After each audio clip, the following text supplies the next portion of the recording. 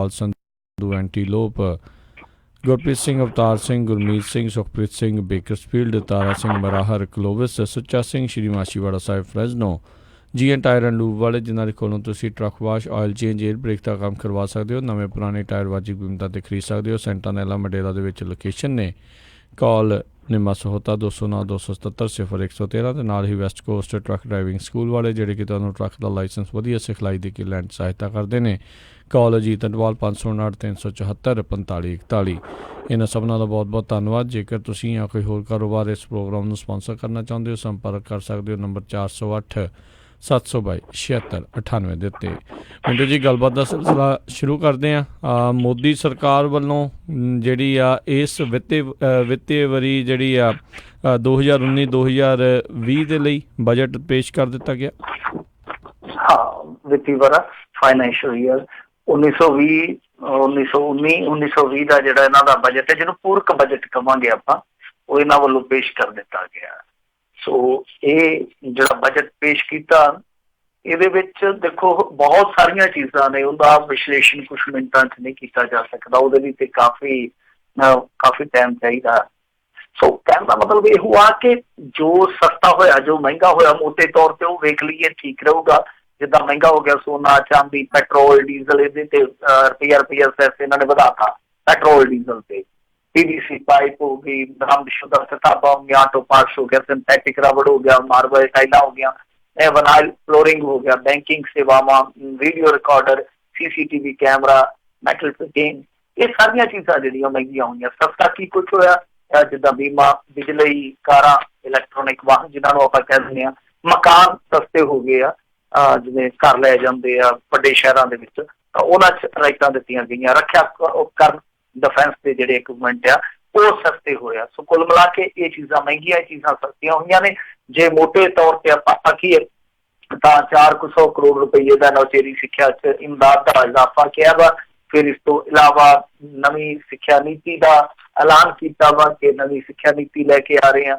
ਫਿਰ ਇਸ ਤੋਂ ਇਲਾਵਾ ਕਿਸਾਨਾਂ ਵਾਸਤੇ ਇਹਨਾਂ ਨੇ ਕੋਈ ਖਾਸ ਨਹੀਂ ਯੋਜਨਾ ਉਹ ਲਿਖੀ, ਉਹੀ ਹੈ ਚੀਜ਼ਾਂ ਦਬੜੂ ਕੁਚੜੂ ਆ। ਤਾਂ ਕੁੱਲ ਮਿਲਾ ਕੇ ਇਹ ਚੀਜ਼ਾਂ ਨੇ ਜੋ ਇਸ ਬਜਟ ਦਾ ਸਾਰਾਂਸ਼ ਆ।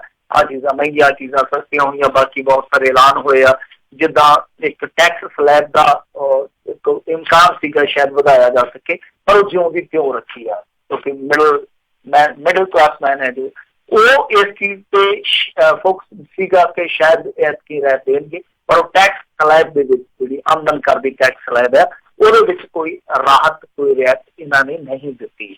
ਸੋ ਦੂਜੀ ਚੀਜ਼ ਜਿਹੜੀ ਆ ਉਹ ਇਸ ਮਾਮਲੇ ਦੇ ਵਿੱਚ ਇੱਕ ਮਹੱਤਵਪੂਰਨ ਉਹ ਇਹ ਆ ਕਿ NRIs ਲਈ ਇਹਨਾਂ ਨੇ ਇੱਕ ਵੱਡਾ ਐਲਾਨ ਕੀਤਾ ਇਸ ਬਜਟ ਦੇ ਦੌਰਾਨ। ਉਹ ਕੀ ਆ ਕਿ ਜਿੱਦਾਂ ਆਧਾਰ ਨੂੰ ਲੈ ਕੇ ਇੱਕ ਸਮੱਸਿਆ ਸੀਗੀ ਕਿ ਜੇ ਕੋਈ ਆਧਾਰ ਕਾਰਡ ਬਣਵਾਉਂਦਾ NRI ਤਾਂ ਉਹਨੂੰ ਘੱਟੋ ਘੱਟ 180 ਦਿਨਾਂ ਤੱਕ ਦੀ ਸਟੇ ਲਾਜ਼ਮੀ ਕੀਤੀ ਹੋਈ ਸੀ, ਉਹ ਰੌਲਾ ਪੈਂਦਾ ਸੀਗਾ। ਤਾਂ ਇਹਨਾਂ ਨੇ ਉਹ ਇੰਤਜ਼ਾਰ ਹੈ ਜਿਹੜਾ ਉਹ ਖਤਮ ਕਰ ਦਿੱਤਾ। ਸੋ NRIs ਦੇ ਨਾਲ ਜੁੜੀ ਇਹ ਇੱਕ ਵੱਡੀ ਖਬਰ ਆ ਕਿ ਇਹਨਾਂ ਨੇ ਉਹ 180 ਦਿਨ ਵਾਲੀ ਜਿਹੜੀ ਸ਼ਰਤ ਸੀਗੀ ਉਹ ਹਟਾ ਦਿੱਤੀ ਆ। ਯਾਨੀ ਕਹਿਣ ਦਾ ਮਤਲਬ ਇਹ ਹੈ ਕਿ NRI ਤੁਰੰਤ ਆ ਕੇ ਆਪਣਾ ਆਧਾਰ ਕਾਰਡ ਹੈ ਜਿਹੜਾ ਉਹ ਪ੍ਰਾਪਤ ਕਰ ਸਕਦਾ। ਵੈਸੇ ਇਹਨਾਂ ਨੇ ਕਿਹਾ ਵਾ ਕਿ ਜੇ ਮੰਨ ਲਓ ਤੁਹਾਡੇ ਕੋਲ ਪੈਨ ਕਾਰਡ ਨਹੀਂ ਹੈ ਤਾਂ ਤੁਸੀਂ ਆਧਾਰ ਵੀ ਦੇ ਸਕਦੇ ਹੋ ਕਿਤੇ ਵੀ, ਜਿੱਦਾਂ ਕਿਉਂਕਿ ਹੁਣ ਤੁਹਾਨੂੰ ਪਤਾ ਹੀ ਹੈ ਕਿ ਪੈਨ ਕਾਰਡ ਦੇ ਨਾਲ ਆਧਾਰ ਕਾਰਡ ਲਿੰਕਡ ਹੋਇਆ ਗਿਆ। ਤਾਂ ਜੇ ਮੰਨ ਲਓ ਪੈਨ ਕਾਰਡ ਕਿਤੇ ਹੈ ਨਹੀਂ ਤੁਹਾਡੇ ਕੋਲ, ਤਾਂ ਤੁਸੀਂ ਉਹਦੀ ਜਗ੍ਹਾ ਤੇ ਆਧਾਰ ਕਾਰਡ ਇਸਤੇਮਾਲ ਕਰ ਸਕਦੇ ਹੋ। ਹਾਲਾਂਕਿ ਇਹਨਾਂ ਨੇ ਕਿਹਾ ਕਿ ਆਧਾਰ ਕਾਰਡ ਜਿਹੜਾ ਉਹ ਜ਼ਰੂਰੀ ਹੈ, ਪਰ ਇਹ ਨਹੀਂ ਹੈ ਕਿ ਲਾਜ਼ਮੀ ਹੈ। ਇਹ ਉਹਨਾਂ ਨੇ ਅੱਜ ਸਾਫ਼ ਕਰ ਦਿੱਤਾ। ਸੋ ਕਾਫੀ ਵੱਡਾ ਬਜਟ ਆ, ਇਹਨੂੰ ਵਡਿਆਇਆ ਜਾ ਰਿਹਾ ਕੁਛ ਚੈਨਲਾਂ ਵੱਲੋਂ, ਕੁਛ ਜਿਹੜੇ ਆਲੋਚਕ ਹੈ ਉਹਨਾਂ ਵੱਲੋਂ ਛੁਟਿਆਇਆ ਜਾ ਰਿਹਾ। ਇਹ ਵਡਿਆਉਣ ਛੁਟਿਆਉਣ ਦੀ ਜਿਹੜੀ ਖੇਡ ਇਸ ਤਰ੍ਹਾਂ ਹੀ ਚੱਲਦੀ ਰਹੂਗੀ। ਕੁੱਲ ਮਿਲਾ ਕੇ ਆਪਣੇ ਵਰਗੇ ਜਿਹੜੇ ਇਹਨਾਂ ਚੀਜ਼ਾਂ ਤੋਂ ਅਨਾੜੀ ਆ, ਖਾਸ ਤੌਰ ਤੇ ਅਰਥ ਸ਼ਾਸਤਰ ਤੋਂ, ਉਹ ਸਿਰਫ ਇੰਨਾ ਹੀ ਕਹਿ ਸਕਦੇ ਆ ਕਿ ਜਿਹੜੇ ਲੋਕ ਤਾਰਾ ਮਾਰਦੇ ਪਏ, ਆਲੋਚਕ ਤੇ ਛੱਡ ਹੀ ਰਹੀ ਹੈ, ਜਿਹੜੇ ਲੋਕ ਤਾਰਾ ਮਾਰਦੇ ਪਏ ਆ ਉਹਨਾਂ ਨੂੰ ਇੰਤਜ਼ਾਰ ਕਰਨਾ ਚਾਹੀਦਾ ਕਿ ਕਦੋਂ ਭਾਰਤ ਦਾ ਉਤਪਾਦਨ ਵਧੂਗਾ, ਕਦੋਂ ਬੇਰੁਜ਼ਗਾਰੀ ਦਰ ਘਟੂਗੀ, ਕਦੋਂ ਗਰੀਬੀ ਦਰ ਹੇਠ ਆਊਗੀ। ਜਿਹੜੀ ਦਾਲ 90 ਰੁਪਈਏ ਸੀ ਇਲੈਕਸ਼ਨ ਤੋਂ ਪਹਿਲਾਂ ਅੱਜ 140 ਨੂੰ ਪਹੁੰਚੀ ਪਈ ਹੈ, ਉਹ ਕਦੋਂ ਥੱਲੇ ਆਊਗੀ। ਜਿਹੜੇ PhD ਹੋਲਡਰ ਅੱਜ ਇੱਥੇ ਕੁਝ ਹਜ਼ਾਰ ਤੇ ਨੌਕਰੀ ਕਰਦੇ ਪਏ ਆ, ਵੱਡੀਆਂ ਵੱਡੀਆਂ ਡਿਗਰੀਆਂ ਤੇ ਜਿਨ੍ਹਾਂ ਨੇ ਪੜ੍ਹਾਈਆਂ ਕੀਤੀਆਂ, ਉਹ ਚੰਦ ਰੁਪਈਆਂ ਤੇ ਕਿਰਤ ਦੀ ਕਹਿ ਲਈਏ ਕਿ ਲੁੱਟ ਕਰਵਾ ਰਹੇ ਆ, ਸ਼ੋਸ਼ਣ ਕਰਵਾ ਰਹੇ ਆ। ਇਹਨਾਂ ਸਾਰੀਆਂ ਚੀਜ਼ਾਂ ਤੋਂ ਕਿੰਨੀ ਕੁ ਨਿਜਾਤ ਮਿਲੂਗੀ ਇਸ ਵਿੱਤੀ ਵਰ੍ਹੇ ਦੇ ਦੌਰਾਨ, ਉਹ ਥੋੜਾ ਇੰਤਜ਼ਾਰ ਕਰਨਾ ਪਊਗਾ। ਜਿਹੜੇ ਲੋਕ ਟਾਣਾ ਮਾਰਦੇ ਆ ਉਹਨਾਂ ਨੂੰ ਫਿਲਹਾਲ ਮਾਰਨ ਦੇਣਾ। ਜੀ ਜੀ ਜੀ ਅਗਲੀ ਗੱਲ ਕਰਦੇ ਹਾਂ, ਰਾਜੀਵ ਗਾਂਧੀ ਕਤਲकांड ਉਮਰ ਕੈਦ ਦੀ ਸਜ਼ਾ ਕੱਟ ਰਹੀ ਨਾਲਨੀ ਨੂੰ ਮਿਲੀ ਜ਼ਮਾਨਤ। ਹੈਲੋ ਮਿੰਟੂ ਜੀ ਜੀ ਅਗਲੀ ਖਬਰ ਤੇ ਨਜ਼ਰ ਮਾਰਦੇ ਹਾਂ ਜੀ। ਰਾਜੀਵ ਗਾਂਧੀ ਕਤਲकांड ਦੇ ਵਿੱਚ ਉਮਰ ਕੈਦ ਦੀ ਸਜ਼ਾ ਕੱਟ ਰਹੀ ਜਿਹੜੀ ਆ ਨਲਿਨੀ, ਉਸ ਨੂੰ ਮਿਲ ਗਈ ਹੈ ਜ਼ਮਾਨਤ। ਹਾਂ ਦੇਖੋ, ਇਹ ਇੱਕ ਵੱਡੀ ਖਬਰ ਹੈ ਅੱਜ ਦੀ ਕਿ ਨਾਲਿਨੀ ਨੂੰ ਮੇਰੇ ਖਿਆਲ ਦੇ ਨਾਲ 30 ਦਿਨਾਂ ਦੀ ਪੈਰੋਲ ਮਿਲੀ ਹੈ। ਜ਼ਮਾਨਤ ਨਹੀਂ ਕਹਿ ਸਕਦੇ ਆਪਾਂ ਇਹਨੂੰ, ਹੈ ਵੈਸੇ ਜ਼ਮਾਨਤ ਹੀ ਆ। ਜੇ ਵੈਸੇ ਕਾਨੂੰਨੀ ਸ਼ਬਦ ਕਈ ਵਾਰ ਨਾ ਉਹ ਗੁੰਝਲਦਾਰ ਸਾਬਤ ਹੋ ਜਾਂਦੇ ਆ। ਹੁਣ ਜਿਹੜੀ ਪੈਰੋਲ ਹੈ ਅਸਲ ਦੇ ਵਿੱਚ ਉਹ ਜ਼ਮਾਨਤ ਹੁੰਦੀ ਹੈ। ਉਹ ਇੱਕ ਤਰ੍ਹਾਂ ਨਾਲ ਕਹਿ ਲਈਏ ਕਿ ਅਸਥਾਈ ਜ਼ਮਾਨਤ ਆ। ਅਸਥਾਈ ਜ਼ਮਾਨਤ ਤੋਂ ਭਾਵ ਹੈ ਕਿ ਉਹ ਤੁਹਾਡੀ ਇੱਕ ਵਾਰੀ ਟੈਂਪਰੇਰੀ ਰਿਹਾਈ ਲਈ ਆ, ਤੇ ਜਿਹੜੀ ਜ਼ਮਾਨਤ ਪੱਕੀ ਉਹਨੂੰ ਆਪਾਂ ਕਹਿ ਦਿੰਦੇ ਹਾਂ ਕਿ ਸਥਾਈ ਰਿਹਾਈ ਆ, ਕਿ ਇੱਕ ਵਾਰੀ ਪੱਕੀ ਰਿਹਾਈ ਹੋ ਗਈ ਹੈ, ਖਲਾਸੀ ਹੋ ਗਈ ਹੈ, ਜਦੋਂ ਤੱਕ ਦੁਬਾਰਾ ਨਵੇਂ ਹੁਕਮ ਨਹੀਂ ਹੁੰਦੇ। ਪਰ ਇਹਦੇ ਵਿੱਚ ਇਹ ਹੁੰਦਾ ਕਿ ਤੁਹਾਡੀ ਜਿਹੜੀ ਰਿਹਾਈ ਹੈ ਉਹ ਮਿਸ ਦਿੱਤੀ ਜਾਂਦੀ ਹੈ ਕਿ ਇੰਨੇ ਦਿਨਾਂ ਵਾਸਤੇ ਤੁਸੀਂ ਜਾਣਾ, ਤਾਂ ਉਹਨੂੰ ਵੀ ਆਪਾਂ ਜ਼ਮਾਨਤ ਹੀ ਕਵਾਂਗੇ, ਪਰ ਉਹ ਪੈਰੋਲ 'ਚ ਆ ਜਾਂਦੀ ਹੈ, ਛੁੱਟੀ 'ਚ ਆ ਜਾਂਦੀ ਹੈ। ਸੋ ਬਹਰਹਾਲ ਇਹਨੂੰ ਨਾਲਨੀ ਨੂੰ 30 ਦਿਨ ਦੀ ਪੈਰੋਲ ਦਿੱਤੀ ਗਈ ਆ। ਜ਼ਿਕਰਯੋਗ ਆ ਕਿ ਇਸ ਤੋਂ ਪਹਿਲਾਂ ਅਪ੍ਰੈਲ ਮਹੀਨੇ ਵਿੱਚ ਮਦਰਾਸ ਹਾਈ ਕੋਰਟ ਨੇ ਰਾਜੀਵ ਗਾਂਧੀ ਕਤਲकांड ਵਿੱਚ ਇਹ ਜਿਹੜੀ ਦੋਸ਼ਣ ਸੀ ਨਾਲਨੀ, ਇਹਦੀ ਇੱਕ ਪਟੀਸ਼ਨ ਉੱਤੇ ਤਮਿਲਨਾਡੂ ਸਰਕਾਰ ਨੂੰ ਨੋਟਿਸ ਕੀਤਾ ਸੀਗਾ। ਇਸ ਪਟੀਸ਼ਨ ਦੇ ਵਿੱਚ ਅਪੀਲ ਕੀਤੀ ਗਈ ਸੀਗੀ ਕਿ ਉਸਨੇ ਆਪਣੀ ਧੀ ਦੇ ਵਿਆਹ ਦੇ ਮੱਦੇਨਜ਼ਰ 6 ਮਹੀਨੇ ਦੇ ਸਧਾਰਨ ਛੁੱਟੀ ਲਈ ਉਸਦੀ ਪਟੀਸ਼ਨ ਹੈ ਜਿਹੜੀ ਉਹ ਪ੍ਰਵਾਨ ਕੀਤੀ ਜਾਵੇ, ਕਿਉਂਕਿ ਉਹਨੇ ਜਾਣਾ ਵਾ। ਤਾਂ ਵਿਅਕਤੀਗਤ ਤੌਰ ਤੇ ਇਹ ਪੇਸ਼ ਹੋਣ ਦੇ ਹੱਕ ਜੇ ਸੀਗੀ, ਤਾਂ ਉਹਨੂੰ ਮੌਕਾ ਮਿਲਿਆ ਜਿੱਥੇ ਹੁਣ ਉਹ ਨੋਟਿਸ ਦਾ ਜਵਾਬ ਆਇਆ, ਤਾਂ ਉਹਦੇ ਵਿੱਚ ਜੋ ਚੀਜ਼ਾਂ ਇਹਨਾਂ ਨੇ ਕਹੀਆਂ ਸਰਕਾਰ ਵੱਲੋਂ, ਤਾਂ ਉਹਦੇ ਤੇ ਹੁਣ ਮੋਹਰ ਲੱਗ ਗਈ ਹੈ। ਤੇ ਉਹਨਾਂ ਨੇ ਕਿਹਾ ਕਿ 1 ਮਹੀਨੇ ਵਾਸਤੇ ਇਹ ਪੈਰੋਲ ਤੇ ਜਾ ਸਕਦੀ ਹੈ। ਰਾਜੀਵ ਗਾਂਧੀ ਕਤਲकांड ਦੇ ਵਿੱਚ ਇਹਨੂੰ ਦੋਸ਼ੀ ਠਹਿਰਾਇਆ ਗਿਆ ਸੀਗਾ। ਪਹਿਲਾਂ ਮੌਤ ਦੀ ਸਜ਼ਾ ਸੀਗੀ, ਬਾਅਦ ਦੇ ਵਿੱਚ ਇਹਦੀ ਸਜ਼ਾ ਨੂੰ ਉਮਰ ਕੈਦ ਦੇ ਵਿੱਚ ਬਦਲ ਦਿੱਤਾ ਗਿਆ ਸੀਗਾ। ਹੋਰ ਵੀ ਕਈ ਉਮਰ ਕੈਦ ਕੱਟਦੇ ਪਏ ਆ। ਨਾਲਨੀ ਜਿਹੜੀ ਆ ਉਹ ਪੈਰੋਲ ਤੇ ਜਾਏਗੀ ਪਹਿਲੀ ਦਫਾ। ਤਾਂ ਇਹ ਹੁਣ ਸਵਾਲ ਹਵਾ ਦੇ ਵਿੱਚ ਤੈਰੂਗਾ ਕਿ ਜੇ ਨਾਲਨੀ ਨੂੰ ਛੁੱਟੀ ਮਿਲ ਸਕਦੀ ਆ ਤਾਂ ਫਿਰ ਦੂਸਰਿਆਂ ਨੂੰ ਕਿਉਂ ਨਹੀਂ। ਮੈਂ ਕਿਸੇ ਧਰਮ ਵਿਸ਼ੇਸ਼ ਜਾਂ ਕਿਸੇ ਵੀ ਮਜ਼ਹਬ ਵਿਸ਼ੇਸ਼ ਨੂੰ ਨਹੀਂ ਕਹਿੰਦਾ, ਮੈਂ ਕਹਿੰਦਾ ਕਿ ਕੋਈ ਵੀ ਹੈ, ਚਾਹੇ ਜਗਤਾਰ ਸਿੰਘ ਹਵਾਰਾ, ਚਾਹੇ ਕੋਈ ਵੀ ਹੈ। ਆ ਪਿੱਛੇ ਜੇ ਇਸੇ ਤਰ੍ਹਾਂ ਇੱਕ ਬੰਦੀ ਸਿੰਘ ਦੀ ਮਾਤਾ ਗੁਜ਼ਰ ਗਈ ਸੀ ਮੇਰੇ ਖਿਆਲ ਦੇ ਨਾਲ, ਤੇ ਉਹਨੂੰ ਇਹਨਾਂ ਨੇ 1 ਦਿਨ ਦੀ ਵੀ ਪੈਰੋਲ ਨਹੀਂ ਸੀ ਦਿੱਤੀ, 8 ਕੜੀਆਂ ਜੀ ਆ ਕੇ ਸੰਸਕਾਰ ਕਰਵਾਇਆ। ਸੋ ਕਹਿਣ ਦਾ ਮਤਲਬ ਇਹ ਹੈ ਕਿ ਜੇ ਇਸ ਆਧਾਰ ਤੇ ਛੁੱਟੀ ਦਿੱਤੀ ਜਾ ਸਕਦੀ, ਚਾਹੇ ਕੋਈ ਵੀ ਆ, ਕਿਸੇ ਵੀ ਮਾਮਲੇ 'ਚ ਇਹ ਨਹੀਂ ਹੈ।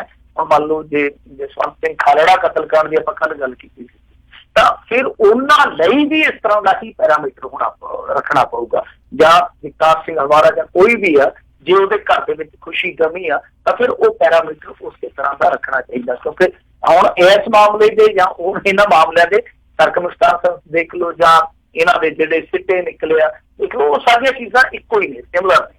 ਤਾਂ ਪੈਰਾਮੀਟਰਸ ਵੱਖ-ਵੱਖ ਰਹਿਣਗੇ ਤਾਂ ਫਿਰ ਦਿੱਕਤ ਪਰੇਸ਼ਾਨੀ ਆਊਗੀ। ਵੈਸੇ ਵੀ ਉੱਥੇ ਦਾ ਦੱਖਣ ਦਾ ਜਿਹੜਾ ਰਾਜ ਹੈ ਤੁਹਾਨੂੰ ਪਤਾ ਹੀ ਹੈ, ਉਹ ਇਸ ਹੱਕ ਦੇ ਵਿੱਚ ਸੀਗਾ ਕਿ ਰਿਹਾ ਕਰ ਦਿੱਤਾ ਜਾਵੇ। ਨਾਲ ਪਿਛਲੀ ਦਫਾ ਤੇ ਇੱਕ ਚਰਚਾ ਚੱਲ ਪਿਆ ਸੀਗਾ ਕਿ ਇਹਨਾਂ ਨੂੰ ਰਿਹਾ ਕਰ ਦਿੱਤਾ ਜਾਊਗਾ, ਪਰ ਬਾਅਦ ਦੇ ਵਿੱਚ ਕੇਂਦਰ ਸਰਕਾਰ ਨੇ ਰੋਕ ਲਾ ਦਿੱਤੀ ਸੀਗੀ। ਤਾਂ ਇਹ ਚੀਜ਼ ਜਿਹੜੀ ਆ ਉਹ ਮੇਰੇ ਖਿਆਲ ਦੇ ਨਾਲ ਦੂਜਿਆਂ ਲਈ ਇੱਕ ਰਸਤਾ ਜ਼ਰੂਰ ਬਣ ਸਕਦਾ, ਪਰ ਪੈਰਾਮੀਟਰ ਇੱਕ ਹੋਣਾ ਚਾਹੀਦਾ। ਇੱਕ ਦੇਸ਼ ਦੇ ਵਿੱਚ ਇਸ ਤਰ੍ਹਾਂ ਦੇ ਕੇਸਾਂ ਦੇ ਵਿੱਚ ਇੱਕ ਹੀ ਪੈਰਾਮੀਟਰ ਹੋਵੇ ਤਾਂ ਬਿਹਤਰ।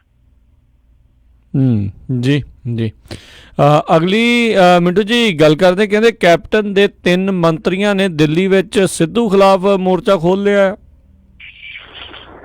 ਦੇਖੋ, ਇਹ ਜਿਹੜੇ 3 ਮੰਤਰੀ ਗਏ ਆ, ਇਹਨਾਂ ਨੇ ਅਹਿਮਦ ਪਟੇਲ ਦੇ ਨਾਲ ਮੁਲਾਕਾਤ ਕੀਤੀ ਆ। ਹਾਲਾਂਕਿ ਇਹਨਾਂ ਦੇ ਵਿੱਚ ਜਿਹੜਾ ਇੱਕ ਬ੍ਰਹਮਿੰਦਰਾ ਮੰਤਰੀ ਸ਼ਾਮਲ ਸੀਗਾ, ਉਹ ਤਾਂ ਕਹਿੰਦਾ ਜੀ ਕਿ ਅਸੀਂ ਰਸਮੀ ਮੀਟਿੰਗ ਕੀਤੀ ਆ, ਮਤਲਬ ਕਿ ਉਦਾਂ ਹੀ ਮੇਲ ਜੋਲ, ਉਦਾਂ ਹੀ ਜੋਲ ਮੋਲ ਜੇ ਕਰਕੇ ਆਏ ਆ, ਜੋ ਆਮ ਤੌਰ ਤੇ ਹੁੰਦੀ ਆ ਰਸਮੀ ਮੀਟਿੰਗ। ਪਰ ਵਿੱਚੋਂ ਲੋਕ ਦੱਸਦੇ ਆ, ਸੂਤਰ ਦੱਸਦੇ ਆ ਕਿ ਇਹਨਾਂ ਵੱਲੋਂ ਜਿਹੜੀ ਮੀਟਿੰਗ ਕੀਤੀ ਗਈ ਉਹਦੇ ਵਿੱਚ ਸਿੱਧੇ ਤੌਰ ਤੇ ਨਵਜੋਤ ਸਿੰਘ ਸਿੱਧੂ, ਜੋ ਕਿ ਆਪਦੇ ਸਾਥੀਆਂ ਨੂੰ ਵੀ ਕਈ ਵਾਰ ਨਿਸ਼ਾਨੇ ਤੇ ਲੈ ਲਿਆ ਜਾਂਦਾ, ਉਹ ਜਿਸ ਤਰ੍ਹਾਂ ਦਾ ਰਵੱਈਆ ਰੱਖਦਾ, ਉਹਦੀ ਸ਼ਿਕਾਇਤ ਜਿਹੜੀ ਅਹਿਮਦ ਪਟੇਲ ਦੇ ਕੋਲ ਕੀਤੀ ਗਈ ਆ।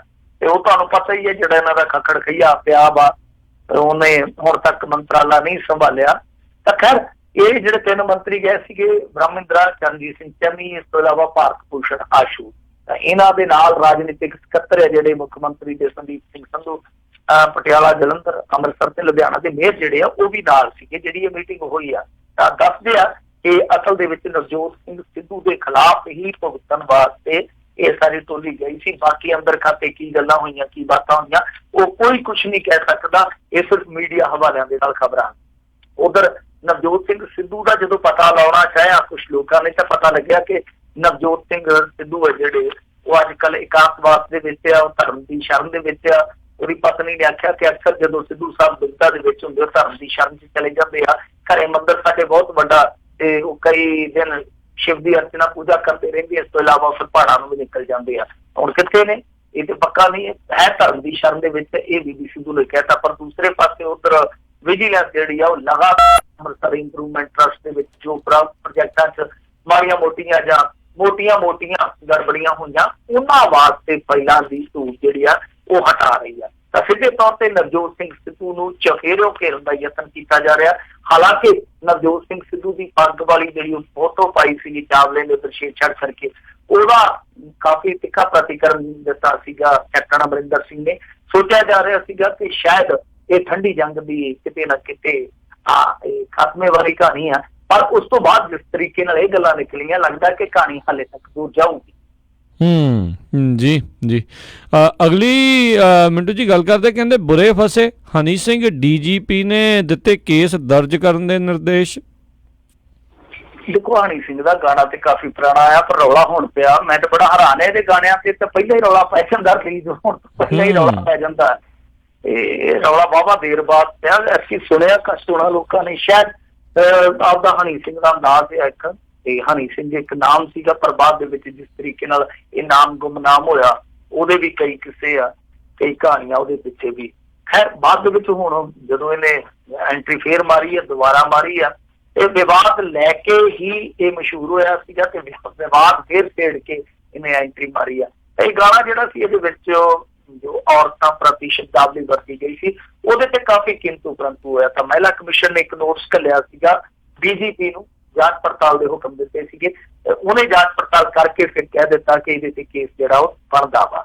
ਕੇਸ ਹੁਣ ਪਤਾ ਨਹੀਂ ਕਿਹੜਾ ਦਰਜ ਕਰੂਗੇ, ਔਰਤਾਂ ਪ੍ਰਤੀ ਸ਼ਬਦਾਵਲੀ ਵਰਤਣ ਦਾ ਜਾਂ ਅਸ਼ਲੀਲਤਾ ਫੈਲਾਉਣ ਦਾ। ਇਹ ਕੀ ਵਰਤਣਗੇ ਧਾਰਾ ਮੈਨੂੰ ਨਹੀਂ ਪਤਾ, ਪਰ ਇਹਨਾਂ ਨੇ ਸਿਫਾਰਿਸ਼ ਕਰ ਦਿੱਤੀ ਹੈ ਕਿ ਕੇਸ ਦਰਜ ਕਰਨਾ ਚਾਹੀਦਾ। ਸੋ ਹਨੀ ਸਿੰਘ ਦੁਬਾਰਾ ਆਉਂਦੇ ਐਂਟਰੀ ਮਾਰਦੇ ਹੀ ਫਿਰ ਮੁਸ਼ਕਲਾਂ 'ਚ ਘਿਰ ਗਿਆ। ਪਰ ਇਹਦੇ ਨਾਲ ਇਹ ਕੰਟਰੋਵਰਸੀ ਨਵੀਂ ਨਹੀਂ ਜੁੜੀ, ਬਹੁਤ ਸਾਰੀਆਂ ਇਹਦੇ ਨਾਲ ਇਸ ਤਰ੍ਹਾਂ ਦੀਆਂ ਵਿਵਾਦਤ ਕਹਾਣੀਆਂ ਜੁੜੀਆਂ ਹੋਈਆਂ। ਇਹ ਤੇ ਸਿੱਧੀਆਂ ਗਾਲਾਂ ਵੀ ਕੱਢ ਦਿੰਦਾ ਗਾਣੇ ਦੇ ਵਿੱਚ। ਦੇਖੋ ਰੌਲਾ ਇਹ ਆ ਕਿ ਇੱਥੇ ਸਿੱਧੇ ਤੌਰ ਤੇ ਕੋਈ ਕਾਨੂੰਨ ਨਹੀਂ, ਕੋਈ ਸੈਂਸਰ ਬੋਰਡ ਨਹੀਂ, ਕੋਈ ਇਸ ਤਰ੍ਹਾਂ ਦਾ ਕੁਛ ਨਹੀਂ। ਹੁਣ ਬਾਕੀ ਇੰਟਰਨੈਟ ਤੇ ਬੜੀ ਆਜ਼ਾਦੀ ਆ, ਅਗਲਾ ਗਾਣਾ ਕਰਦਾ YouTube ਤੇ ਪਾ ਦਿੰਦਾ, ਨਾ ਉਹ ਸੂਤ ਆਵੇ ਤੇ Facebook ਤੇ ਲਾਈਵ ਹੋ ਕੇ ਗਾ ਦਿੰਦਾ, ਤੇ ਨਾ ਕਿਤੇ ਵੀ ਸੂਤ ਆਵੇ ਤੇ TikTok ਤੇ ਜ਼ਿੰਦਾਬਾਦ ਹੈਗੀ ਆ। ਉਹ ਤੇ ਕਿਸੇ ਨੂੰ ਫੜਾ ਕੇ ਮੋਬਾਈਲ ਅਗਲਾ ਆਪਦੇ ਅੰਦਾਜ਼ ਦੇ ਵਿੱਚ ਮਾਈਕਲ ਜੈਕਸਨ ਬਣ ਜਾਂਦਾ, ਕੋਈ ਨਹੀਂ ਰੋਕ ਸਕਦਾ। ਪਰ ਰੌਲਾ ਇਹ ਆ ਕਿ ਦੇਖੋ ਆਜ਼ਾਦੀ ਠੀਕ ਆ, ਆਪ ਤੁਹਾਨੂੰ ਮਿਲੀ ਹੈ, ਪਰ ਆਜ਼ਾਦੀ ਉਦੋਂ ਤੱਕ ਆਜ਼ਾਦੀ ਹੈ ਜਦੋਂ ਤੱਕ ਉਹਦੇ ਤੇ ਮਰਿਆਦਾ ਲਾਗੂ ਹੁੰਦੀ ਆ, ਜਦੋਂ ਤੱਕ ਉਹਦੇ ਤੇ ਜ਼ਾਬਤਾ ਲਾਗੂ ਹੁੰਦਾ, ਜਦੋਂ ਤੱਕ ਉਹਦੇ ਤੇ ਇੱਕ ਬਲਗਨ ਆ।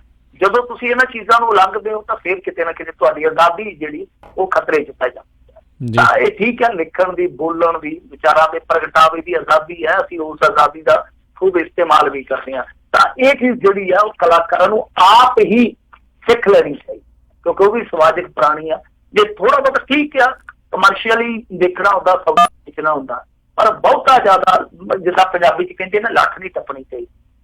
ਔਰ ਜਿਹੜੇ ਇਹ ਤਰਕ ਦਿੰਦੇ, ਹਾਲਾਂਕਿ ਕਿਉਂਕਿ ਮੈਂ ਕਾਫੀ ਵਿਚ ਰਿਹਾ ਪਿਛਲੇ 2-3 ਸਾਲਾਂ ਦੇ ਦਰਮਿਆਨ, ਜਿਹੜੇ ਲੋਕ ਇਹ ਤਰਕ ਦਿੰਦੇ ਆ ਕਿ ਲਓ ਜੀ ਜੇ ਉੱਚਾ ਕਰ ਬਾਬਾ ਨਾਨਕ ਦਾ ਫਿਲਮ ਆਈ ਸੀ ਤੇ ਉਹਦੇ ਨਾਲ ਕਿੰਨੇ ਕੁ ਸੁਧਰ ਗਏ, ਗਾਣਿਆਂ ਨਾਲ ਕਿੰਨੇ ਕੁ ਵਿਗੜ ਗਏ। ਨਹੀਂ, ਦੇਖੋ ਜੇ ਜੈਜੀ ਬੈਸ ਦੇ ਹੇਅਰ ਸਟਾਈਲ ਦੀ ਕਾਪੀ ਸ਼ੁਰੂ ਹੋ ਜਾਂਦੀ ਆ, ਜੈਲਾਂ ਲੱਗਣੀਆਂ ਸ਼ੁਰੂ ਹੋ ਜਾਂਦੀਆਂ, ਜਾਂ ਇੰਦਰਜੀਤ ਨਿੱਕੂ ਦੇ ਸਟਾਈਲ ਦੀ ਪੱਗ ਬੰਨਣੀ ਲੋਕ ਸ਼ੁਰੂ ਕਰ ਦਿੰਦੇ ਆ, ਇਹਦਾ ਮਤਲਬ ਕਿ ਅਸਰ ਤੇ ਹੁੰਦਾ, ਕਿਤੇ ਨਾ ਕਿਤੇ ਅਸਰ ਤੇ ਹੁੰਦਾ ਇਹਨਾਂ ਚੀਜ਼ਾਂ ਦਾ। ਤਾਂ ਇਹ ਮੰਨ ਕੇ ਚੱਲਣਾ ਚਾਹੀਦਾ ਸਾਨੂੰ ਕਿ ਅਸਰ ਹੁੰਦਾ, ਤਾਂ ਜਿਹੜਾ ਅਸਰ ਆ ਠੀਕ ਆ, ਉਹ ਐਸਾ ਹੋਣਾ ਚਾਹੀਦਾ ਕਿ ਸੁਸਾਇਟੀ ਦਾ ਨੁਕਸਾਨ ਵੀ ਨਾ ਹੋਵੇ ਤੇ ਤੁਹਾਡਾ ਆਰਥਿਕ ਜਿਹੜਾ ਪੱਖ ਆ ਉਹ ਵੀ ਪੂਰਿਆ ਜਾਵੇ। ਦੋਵੇਂ ਚੀਜ਼ਾਂ ਸਮਤਾਲ ਚੱਲਣ ਤਾਂ ਮੇਰੇ ਖਿਆਲ ਦੇ ਨਾਲ ਠੀਕ ਆ। ਜਦੋਂ ਤੁਸੀਂ ਇਹਨਾਂ ਦਾ ਸੰਤੁਲਨ ਵਿਗਾੜ ਪਾਓਗੇ ਤਾਂ ਫਿਰ ਗੜਬੜੀ ਹੋਊਗੀ। ਉਹ ਜੀ ਜੀ ਜੀ ਬਿਲਕੁਲ। ਅਗਲੀ ਮਿੰਟੂ ਜੀ ਗੱਲ ਕਰਦੇ ਹਾਂ ਬਿਕਰਮਜੀਤ ਅਗਵਾ ਮਰਡਰ ਕੇਸ ਦੇ ਵਿੱਚ 11 ਪੁਲਿਸ ਕਰਮੀਆਂ ਸਣੇ 13 ਮੁਜਰਮ ਕਰਾਰ। ਪੁਲਿਸ ਵਾਲਿਆਂ ਤੇ ਚੰਗਾ ਚੱਕਰ ਝੁੰਡਾ ਚੱਲਿਆ। ਜੀ ਕਾਫੀ ਕੇਸਾਂ ਦੇ ਵਿੱਚ ਦੋਸ਼ੀ ਕਰਾਰ ਹੋ ਰਹੇ ਇਹਨਾਂ ਦਿਨਾਂ ਦੇ ਵਿੱਚ। ਪਰ ਇਹ ਕਹਾਣੀ ਦੇਖ ਲਓ ਹੈਗੀ ਆ ਮੇਰੇ ਖਿਆਲ ਦੇ ਨਾਲ 2014-15 ਦੀ, ਜੇ ਮੈਂ ਭੁੱਲਦਾ ਨਹੀਂ ਆ। ਤਾਂ ਮਾਮਲਾ ਕੀ ਸੀਗਾ ਕਿ ਅਲਗੋ ਕੋਠੀ ਦੇ ਵਿੱਚ ਕਤਲ ਹੋਇਆ ਸੀਗਾ, ਕਾਫੀ ਪੁਰਾਣਾ ਕਤਲ ਸੀਗਾ ਉਹ। ਮੇਰੇ ਖਿਆਲ ਦੇ ਨਾਲ ਇਹ ਗੱਲਾਂ ਹੈਗੀਆਂ 2002-03 ਦੀਆਂ ਹੋ ਸਕਦੀਆਂ, ਜਦੋਂ ਇਹ ਕਤਲ ਹੋਇਆ ਅਲਗੋ ਕੋਠੀ 'ਚ ਅਕਾਲੀ ਲੀਡਰ ਦਾ। ਕਾਫੀ ਉਹ ਮਸ਼ਹੂਰ ਸੀ ਕਤਲकांड। ਤਾਂ ਉਹਦੇ ਵਿੱਚ ਇਹ ਬਿਕਰਮਜੀਤ ਸਿੰਘ ਨਾਮਜ਼ਦ ਸੀਗਾ ਤੇ 2014 ਨੂੰ ਇਹ ਅੰਮ੍ਰਿਤਸਰ ਦੇ ਗੁਰੂ ਨਾਨਕ ਹਸਪਤਾਲ ਵਿੱਚ ਦਾਖਲ ਸੀਗਾ ਕਿਉਂਕਿ ਸਜ਼ਾ ਯਾਫਤਾ ਸੀਗਾ। ਤੇ ਉੱਥੋਂ ਪੁਲਿਸ ਵਾਲਿਆਂ ਨੇ ਇਹਨੂੰ ਚੱਕ ਲਿਆ ਸੀਗਾ, ਚੱਕਿਆ ਇਹਨੂੰ ਔਰ ਚੱਕ ਕੇ ਤੇ ਫਿਰ ਇਹਨੂੰ ਤਸੀਹੇ ਦੇ ਕੇ ਮਾਰ ਦਿੱਤਾ ਸੀਗਾ। ਸੋ ਤਸੀਹੇ ਦੇ ਕੇ ਮਾਰ ਕੇ ਦੀ ਲਾਸ਼ ਜਿਹੜੀ ਆ ਉਹ ਲਾਵਾਰਸ ਕਹਿ ਕੇ ਸਾੜ ਦਿੱਤੀ ਸੀ। ਹੁਣ ਸਾਰਾ ਘਟਨਾਕ੍ਰਮ ਦੇਖ ਲਓ ਕਿ ਕਿਸ ਤਰ੍ਹਾਂ ਦਾ ਵਾਪਰਦਾ ਪਿਆ ਤੇ ਕਿਹੜੇ ਵੇਲੇ ਵਾਪਰਦਾ ਪਿਆ। 2014 ਚ ਕਹਾਣੀ ਕਿਹੜੀ ਦਰਸਾਈ ਜਾ ਰਹੀ ਹੈ, ਕਿਹੜੀ ਕਹਾਣੀ ਦੁਹਰਾਈ ਜਾ ਰਹੀ ਹੈ, ਜਿਹੜੀ ਕਹਾਣੀ ਆਪਾਂ 90 ਦੇ ਦਹਾਕੇ 80 ਦੇ ਦਹਾਕੇ ਚ ਸੁਣਦੇ ਸਾਂ। ਤਾਂ ਤੁਸੀਂ ਦੇਖ ਲਓ ਕਿ 2014 ਚ ਆ ਕੇ ਜੇ ਇਸ ਤਰ੍ਹਾਂ ਕਰ ਸਕਦੀ ਆ ਪੁਲਿਸ ਕਿ ਹਸਪਤਾਲ ਚ ਦਾਖਲ ਬੰਦਾ ਉਹ ਚੱਕ ਲਿਆ ਜਾਂਦਾ, ਸ਼ਰੇਆਮ ਚੱਕ ਕੇ ਗੱਡੀ ਚ ਸੁੱਟ ਕੇ ਉਹਨੂੰ ਖੜਿਆ ਜਾਂਦਾ, ਫਿਰ ਬਾਅਦ ਦੇ ਵਿੱਚ ਉਹਦੀ ਲਾਸ਼ ਖੁਰਦ-ਬੁਰਦ ਕਰ ਦਿੱਤੀ ਜਾਂਦੀ ਹੈ। ਇਹ ਬਾਅਦ ਚ SIT ਦਾ ਗਠਨ ਹੁੰਦਾ, ਇਹ ਪਤਾ ਲੱਗਦਾ ਕਿ ਇਹਨਾਂ ਨੇ ਜ਼ਿਆਦਾ ਕੁੱਟ ਲਿਆ ਉਹਨੂੰ, ਬਟਾਲੇ ਦੇ ਕੋਈ ਤਸੀਹਾ ਕੇਂਦਰ ਚ ਲਿਜਾ ਕੇ। ਫਿਰ ਉਸ ਤੋਂ ਬਾਅਦ ਉਹਦੀ ਲਾਸ਼ ਦਾ ਸੰਸਕਾਰ ਕਰ ਦਿੱਤਾ ਗਿਆ ਸੀਗਾ। SIT ਨੇ 11 ਪੁਲਿਸ ਮੁਲਾਜ਼ਮਾਂ ਸਣੇ ਕੁੱਲ 13 ਨੂੰ ਇਹਨਾਂ ਨੇ ਮੁਲਜ਼ਮ ਕਰਾਰ ਦਿੱਤਾ ਸੀਗਾ। ਤਾਂ ਕੋਰਟ ਨੇ ਵੀ ਉਸ ਕਹਾਣੀ ਤੇ ਮੋਹਰ ਲਾਈ ਆ। ਹੁਣ 13 ਨੂੰ ਇਹਨਾਂ ਨੇ ਮੁਲਜ਼ਮ ਕਰਾਰ ਦੇ ਕੇ 8 ਜੁਲਾਈ ਵਾਸਤੇ ਫੈਸਲਾ ਜਿਹੜਾ ਉਹ ਰਾਖਵਾਂ ਰੱਖ ਲਿਆ ਵਾ। 8 ਜੁਲਾਈ ਨੂੰ ਹੁਣ ਫੈਸਲਾ ਹੋਊਗਾ। ਫੈਸਲਾ ਤੇ ਸਿੱਧਾ ਹੀ ਆ ਤੇ ਇਹਨਾਂ ਨੂੰ ਘੱਟੋ ਘੱਟ ਉਮਰ ਕੈਦ ਤੇ ਹੋਊਗੀ। ਉਹ ਹੁਣ ਤੁਸੀਂ ਆਪ ਹੀ ਅੰਦਾਜ਼ਾ ਲਾ ਲਓ ਕਿ ਇਹਨਾਂ ਦੀਆਂ ਇਹ ਜਿਹੜੀਆਂ ਕਰਤੂਤਾਂ ਇਹ ਤੇ ਹੁਣ ਸਾਹਮਣੇ ਆ ਰਹੀਆਂ, ਕੋਈ 20 ਸਾਲ ਬਾਅਦ ਆ ਰਹੀ ਆ, ਕੋਈ 25 ਸਾਲ ਬਾਅਦ ਆ ਰਹੀ ਆ, ਕੋਈ 25 ਸਾਲੀ ਬਾਅਦ ਆ ਰਹੀ ਆ। ਤਾਂ ਇਹ ਆ ਕੇ ਦੇਖੋ ਜਦੋਂ ਇਸ ਤਰ੍ਹਾਂ ਦੇ ਮਾਮਲਿਆਂ ਦੇ ਵਿੱਚ ਸਜ਼ਾਵਾਂ ਹੋ ਜਾਂਦੀਆਂ ਉਸ ਤੋਂ ਬਾਅਦ ਵੀ ਜਿਹੜੇ ਇਹਨਾਂ ਦੇ ਆਕੇ ਉਹ ਇਹਨਾਂ ਨੂੰ ਬਚਾਉਣ 'ਚ ਲੱਗੇ ਰਹਿੰਦੇ ਆ, ਜਿਵੇਂ ਆਪਾਂ ਆਮ ਤੌਰ ਤੇ ਕੇਸਾਂ 'ਚ ਵੇਖਦੇ ਆ। ਪਰ ਪੁਲਿਸ ਦੀ ਇਹ ਅੰਨੀ ਖੇਡ ਆ ਕਿ ਇਸ ਮਾਮਲੇ ਦੇ ਵਿੱਚ ਕਿੱਡਾ ਤਗੜਾ ਰਿਸਕ ਆ ਪੁਲਿਸ ਦਾ ਕਿ ਹਸਪਤਾਲ 'ਚ ਚੁੱਕਿਆ ਬੰਦਾ ਵੀ ਉਹ ਜਾ ਕੇ ਟੰਗ ਦਿੰਦੇ ਆ। ਤੇ ਜੇ ਕੋਈ ਆਸੋ ਪਾਸੋਂ ਚੁੱਕਿਆ ਹੋਵੇ, ਰਾਤ ਦੇ ਹਨੇਰੇ 'ਚ ਚੁੱਕਿਆ ਹੋ ਤਾਂ ਉਹਦਾ ਕੀ ਡਰ ਪਏਗਾ ਇਹਨਾਂ ਨੂੰ। ਦੂਜੀ ਚੀਜ਼ ਇੱਕ ਹੋਰ ਵੀ ਵੇਖਣ ਵਾਲੀ ਆ ਕਿ ਇਹ ਐਸਾ ਹੀ ਇੱਕ ਕੇਸ ਹੋਰ ਸੀਗਾ ਇਹਨਾਂ ਦਿਨਾਂ ਦੇ ਵਿੱਚ ਵਾਪਰਿਆ। ਤੁਹਾਨੂੰ ਯਾਦ ਹੋਣਾ ਇਹ ਅਕਾਲੀ ਲੀਡਰ ਮੁੱਖਾ ਮਾਰ ਦਿੱਤਾ ਸੀਗਾ ਇਹਨਾਂ ਨੇ ਇਨਕਾਊਂਟਰ ਦੇ ਵਿੱਚ, ਤੇ ਬਾਅਦ ਚ ਕਹਿੰਦਾ ਸੀ ਜੀ ਇਹ ਜੱਗੂ ਭਗਵਾਨਪੁਰੀ ਦੇ ਭੁਲੇਖੇ ਚ ਅਸੀਂ ਰੇਡ ਵੱਜੀ ਆ। ਤਾਂ ਉਸ ਸਮੇਂ ਕਿਉਂਕਿ ਉਹ ਅਕਾਲੀ ਦਲ ਦਾ ਵਰਕਰ ਸੀਗਾ, ਇੰਨਾ ਰੌਲਾ ਨਹੀਂ ਪਿਆ। ਹਾਲਾਂਕਿ ਬਾਅਦ ਦੇ ਵਿੱਚ ਉਹਦੇ ਘਰ ਦੇ ਹਾਈਕੋਰਟ ਚਲੇ ਗਏ ਸੀਗੇ। ਉਹ ਵੀ ਬਿਲਕੁਲ ਇਸੇ ਤਰ੍ਹਾਂ ਦਾ ਹੀ ਮਾਮਲਾ, ਉਹ ਤੇ ਚਿੱਟੇ ਦੇ ਵੀ ਕਤਲ ਕੀਤਾ ਇਹਨਾਂ ਨੇ। ਤਾਂ ਜੇ ਉਹ ਮਾਮਲਾ ਵੀ ਨਿਰਪੱਖ ਢੰਗ ਦੇ ਨਾਲ ਵਿਚਾਰਿਆ ਜਾਂਦਾ ਤਾਂ ਉਹਦੇ ਵਿੱਚ ਵੀ ਇਹ ਜਿਹੜੇ ਖਾਕੀ ਧਾਰਕ ਸੀ ਚੰਗੇ ਜਾਣੇ।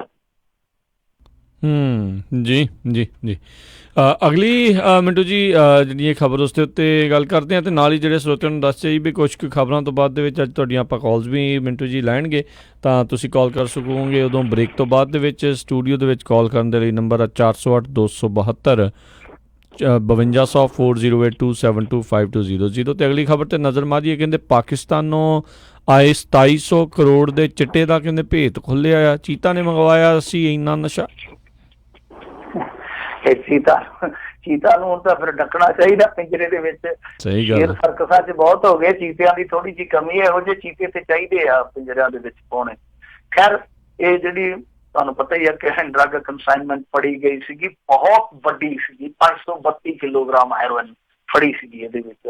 ਸੋ ਉਹ ਕੁਛ ਇੰਪੋਰਟਰ ਫੜੇ ਸੀਗੇ ਇਹਨਾਂ ਨੇ, ਜਿਹੜੇ ਵਪਾਰੀ ਬਣੇ ਸੀ, ਟ੍ਰੇਡਰ ਸੀਗੇ, ਕੁਛ ਉਹ ਗ੍ਰਿਫਤਾਰੀਆਂ ਹੋਈਆਂ ਸੀਗੀਆਂ। ਉਸ ਤੋਂ ਬਾਅਦ ਇਹ ਨਵਾਂ ਖੁਲਾਸਾ ਕੀਤਾ ਇਹਨਾਂ ਨੇ। ਇਹ ਕਹਿੰਦੇ ਆ ਕਿ ਦੇਖੋ ਜੋ ਇਹ ਗ੍ਰਿਫਤਾਰੀ ਹੋਈ ਆ ਉਸ ਤੋਂ ਬਾਅਦ ਜੋ ਇਸ ਰਿਕਵਰੀ ਦੇ ਮੁਤਲਕ ਅੱਗੇ ਗੱਲ ਚੱਲੀ ਆ ਉਹਦੇ ਵਿੱਚ ਇੱਕ ਨਵਾਂ ਨਾਂ ਲੱਭਿਆ, ਕਿਉਂਕਿ ਜਿਹੜੀ ਇਹ ਆਈ ਸੀ ਖੇਪ, ਇਹਨੂੰ ਅੱਗੇ ਜਿੰਨੇ ਟਰਾਂਸਪੋਰਟ ਕਰਨਾ ਸੀਗਾ ਉਸ ਟਰੱਕ ਨੂੰ ਲਿਆ ਗਿਆ ਜੋਧਪੁਰ ਤੋਂ। ਤਾਂ ਉਹ ਜੋਧਪੁਰ ਤੋਂ ਜਦੋਂ ਕਸਟਮ ਵਿਭਾਗ ਨੇ ਟਰੱਕ ਲੱਭ ਲਿਆ ਤੇ ਟਰੱਕ ਦੇ ਮਾਲਕ ਤੇ 2 ਡਰਾਈਵਰਾਂ ਤੋਂ ਪਤਾ ਲੱਗਿਆ ਕਿ ਇਸ ਨਸ਼ੇ ਦਾ ਕਾਰੋਬਾਰ ਦਾ ਸਰਗਨਾ ਜਿਹੜਾ ਸੀਗਾ ਉਹ ਸੀਗਾ ਰਣਜੀਤ ਸਿੰਘ। ਰਣਜੀਤ ਸਿੰਘ ਦਾ ਛੋਟਾ ਨਾਮ ਹੈ ਚੀਤਾ। ਤੇ ਦੱਸਦੇ ਆ ਕਿ ਇਹਦੇ ਕੋਲੋਂ ਅੱਗੇ ਵੀ ਕਿਤੇ ਮਾਲ ਠਾਲ ਬਰਾਮਦ ਹੋਇਆ ਤੇ ਉਧਰੋਂ ਉਹ ਲੱਭ ਨਹੀਂ ਰਿਹਾ। ਰਣਜੀਤ ਸਿੰਘ ਕਹਿੰਦੇ ਆ ਕਿ ਅੰਡਰਗਰਾਊਂਡ ਹੋ ਗਿਆ। ਤੇ ਵੈਸੇ ਜਸਵੀਰ ਸਿੰਘ ਆ ਉਹਦੇ ਖਿਲਾਫ ਨਸ਼ਾ ਤਸਕਰੀ ਦਾ ਕੇਸ ਪਹਿਲਾਂ ਦਰਜ ਹੈ, ਜਿਹੜਾ ਟਰੱਕ ਦਾ ਮਾਲਕ ਹੋਇਆ। ਤਾਂ ਉਹਨਾਂ ਨੇ ਦੱਸਿਆ ਕਿ ਅਸਲ ਦੇ ਵਿੱਚ ਇਹ ਸਾਰਾ ਕੰਮ ਕਰ ਰਿਹਾ ਜਿਹੜਾ ਉਹ ਰਣਜੀਤ ਸਿੰਘ ਚੀਤਾ ਦਾ ਸੀਗਾ। ਤਾਂ ਹੁਣ ਚੀਤਾ ਜਿਹੜਾ ਉਹ ਕਦੋਂ ਪਿੰਜਰੇ 'ਚ ਪਊਗਾ ਇਹ ਤੇ ਸਮਾਂ ਦੱਸੂਗਾ, ਉਹ ਅੰਡਰਗਰਾਊਂਡ ਹੋ ਗਿਆ। ਪਰ ਇਸ ਮਾਮਲੇ ਦੇ ਵਿੱਚ ਇਹ ਨਵੀਂ ਕੜੀ ਜੁੜੀ ਆ। ਬਹੁਤ ਦਿਲਚਸਪ ਗੱਲ ਆ ਕਿ ਦੇਖੋ ਕਿੱਥੇ ਜੋਧਪੁਰ ਉੱਥੋਂ ਦੇ ਟਰੱਕ ਮਾਲਕ, ਕਿੱਥੇ ਇੱਕ ਕਸ਼ਮੀਰ ਦਾ ਵਪਾਰੀ ਜਿਹਦੇ ਰਾਹੀਂ ਉਹ ਖੇਪ ਮੰਗਾਈ ਜਾਂਦੀ ਆ, ਕਿੱਥੇ ਅੰਮ੍ਰਿਤਸਰ ਦਾ ਇੱਕ ਵਿੱਚ ਦਲਾਲ। ਇਹ ਸਾਰਾ ਨੈਟਵਰਕ ਕੀ ਆ? ਕੀ ਇਹ ਸਾਰੀ ਹੈਰੋਇਨ ਜਿਹੜੀ ਆ ਉਹ ਇੰਡੀਆ ਦੇ ਵਿੱਚ ਹੀ ਖਪਤ ਕਰਨੀ ਸੀਗੀ ਜਾਂ ਇਹ ਬਾਹਰ ਕਰਦੇ? ਤਾਂ ਇਹ ਚੀਜ਼ ਜ਼ਰੂਰ ਛਾਣੀ ਜਾਣੀ ਚਾਹੀਦੀ ਆ। ਇਹ ਜ਼ਰੂਰ ਇਹਨਾਂ ਨੂੰ ਪ੍ਰਤੱਖ ਰੂਪ ਦੇ ਵਿੱਚ ਸਾਹਮਣੇ ਲਿਆਉਣੀ ਚਾਹੀਦੀ ਆ ਕਿ ਹਾਂ ਕੀ ਇਹ ਸਾਰੀ ਜਿਹੜੀ ਖੇਪ ਸੀਗੀ ਉਹ ਇੱਥੇ ਹੀ ਇਹਨਾਂ ਨੇ ਖਪਾਉਣੀ ਸੀ ਜਾਂ ਬਾਹਰ ਖੜਨੀ ਸੀ। ਕਿਉਂਕਿ ਜੇ ਬਾਹਰ ਖੜਨੀ ਸੀ ਇਹਦਾ ਮਤਲਬ ਹੈ ਕਿ ਇਹਨਾਂ ਦੇ ਉੱਤੇ ਹੋਰ ਵੀ ਬੰਦੇ ਬੈਠੇ ਹੋਣਗੇ, ਕਿਉਂਕਿ ਇੱਥੇ ਥੱਲੜੇ ਲੈਵਲ ਦੀਆਂ ਹੀ ਮਛਲੀਆਂ ਲੱਗ ਜਾਂਦੀਆਂ। ਜਿੱਦਾਂ ਰਣਜੀਤ ਸਿੰਘ ਚੀਤਾ ਟਰੱਕ ਡਰਾਈਵਰ, ਫਲਾਣਾ ਨਿੱਕਾ ਜਿਹਾ ਉਹ ਇੰਪੋਰਟਰ ਫੜ ਲਿਆ ਇਹਨਾਂ ਨੇ ਕਸ਼ਮੀਰ ਚੋਂ, ਫਿਰ ਇੱਕ ਉਹ ਵਪਾਰੀਆਂ ਦਾ ਦਲਾਲ ਫੜ ਲਿਆ ਜਿਹਨੇ ਨਵਾਂ ਕੰਮ ਕੀਤਾ ਸੀ। ਮੇਰੇ ਅੰਦਾਜ਼ੇ, ਮੇਰੀ ਜਾਚੇ ਇਹ ਬਿਲਕੁਲ ਨਿੱਕੀਆਂ ਮੋਟੀਆਂ ਮਛਲੀਆਂ। ਅਸਲ ਦੇ ਵਿੱਚ ਇਸ ਖੇਡ ਦੇ ਖਿਡਾਰੀ ਜਿਹੜੇ ਆ ਉਹ ਬਹੁਤ ਵੱਡੇ ਆ। ਉਹਨਾਂ ਤੱਕ ਹੱਥ ਪਹੁੰਚਦੇ ਆ ਜਾਂ ਨਹੀਂ ਪਹੁੰਚਦੇ ਨਹੀਂ ਮੈਂ ਕਹਿ ਸਕਦਾ, ਪਰ ਮੇਰੇ ਨਹੀਂ ਮੰਨਣ ਚਾਹੁੰਦਾ ਕਿ ਜਿਸ ਤਰੀਕੇ ਦੀ ਇਹ ਤਹਿਕੀਕਾਤ ਚੱਲਦੀ ਪਈ, ਕੋਈ ਟਰੱਕ ਡਰਾਈਵਰ ਫੜ ਲਿਆ, ਕੋਈ ਟਰੱਕ ਮਾਲਕ ਫੜ ਲਿਆ, ਕੋਈ ਦਲਾਲ ਫੜ ਲਿਆ, ਨਹੀਂ, ਇਹ ਖੇਡ ਇਹਨਾਂ ਦੇ ਵਾਸਤੇ ਨਹੀਂ। ਖੇਡ ਖੇਡਣ ਵਾਲੇ ਖਿਡਾਰੀ ਕੋਈ ਹੋਰ ਲੱਗਦੇ। ਜੀ ਜੀ ਬਿਲਕੁਲ। ਅਗਲੀ ਜਿਹੜੀ ਗੱਲ ਕਰਦੇ, ਕਹਿੰਦੇ ਪੰਜਾਬ ਦੇ ਵਿੱਚ ਭਾਜਪਾ ਨੇ ਨਵਾਂ ਮਿਸ਼ਨ ਵਿੱਢਿਆ ਆ। ਤੇ ਮਿਸ਼ਨ ਇਹਨਾਂ ਦਾ ਜਿਸ ਅਕਾਲੀਆਂ ਨੂੰ ਸਿਰ ਖੁਰਕਣ ਲਈ ਜ਼ਰੂਰ ਮਜਬੂਰ ਕਰੂਗਾ, ਕਿਉਂਕਿ ਪਹਿਲਾਂ ਉਹਨਾਂ ਨੇ ਸੀਟਾਂ ਦਾ ਰਾਜ ਲਾਪਿਆ ਸੀ। ਹੁਣ ਉਹਨਾਂ ਨੇ ਸਿੱਧੇ ਤੌਰ ਤੇ ਐਲਾਨ ਕਰ ਦਿੱਤਾ ਕਿ ਅਸੀਂ ਇੱਕ ਨਵੀਂ ਮੁਹਿੰਮ ਛੇੜਾਂਗੇ ਜਿਹਦੇ ਤਹਿਤ ਪੰਜਾਬ ਦੇ ਵਿੱਚ 10 ਲੱਖ ਨਵੇਂ ਮੈਂਬਰ ਜਿਹੜੇ ਉਹ ਪਾਰਟੀ ਨਾਲ ਜੋੜਾਂਗੇ। ਯਾਨੀ ਹਰੇਕ ਬੂਥ ਦੇ ਵਿੱਚ ਸਾਡੇ 50 ਨਵੇਂ ਮੈਂਬਰ ਹੋਣਗੇ। ਮਤਲਬ ਉਹੀ ਆ ਫੰਡਾ ਜਿਹਦੀ ਮੈਂ ਗੱਲ ਕਰਦਾ ਸੀਗਾ ਕਿ ਕਿਸ ਤਰੀਕੇ ਨਾਲ ਅਮਿਤ ਸ਼ਾਹ ਨੇ ਪੂਰੇ ਮੁਲਕ ਦੇ ਵਿੱਚ ਭਾਜਪਾ ਦੇ ਪੈਰ ਪਸਾਰ ਦਿੱਤੇ। ਜਿਹਨਾਂ ਰਾਜਾਂ ਦੇ ਵਿੱਚ ਪੈਰ ਲੱਗੇ ਨਹੀਂ ਚੰਗੀ ਤਰ੍ਹਾਂ, ਉੱਥੇ ਹੁਣ ਇਹਨਾਂ ਨੇ ਝੰਡੇ ਗੱਡਣੇ ਸ਼ੁਰੂ ਕਰ ਦਿੱਤੇ ਆ।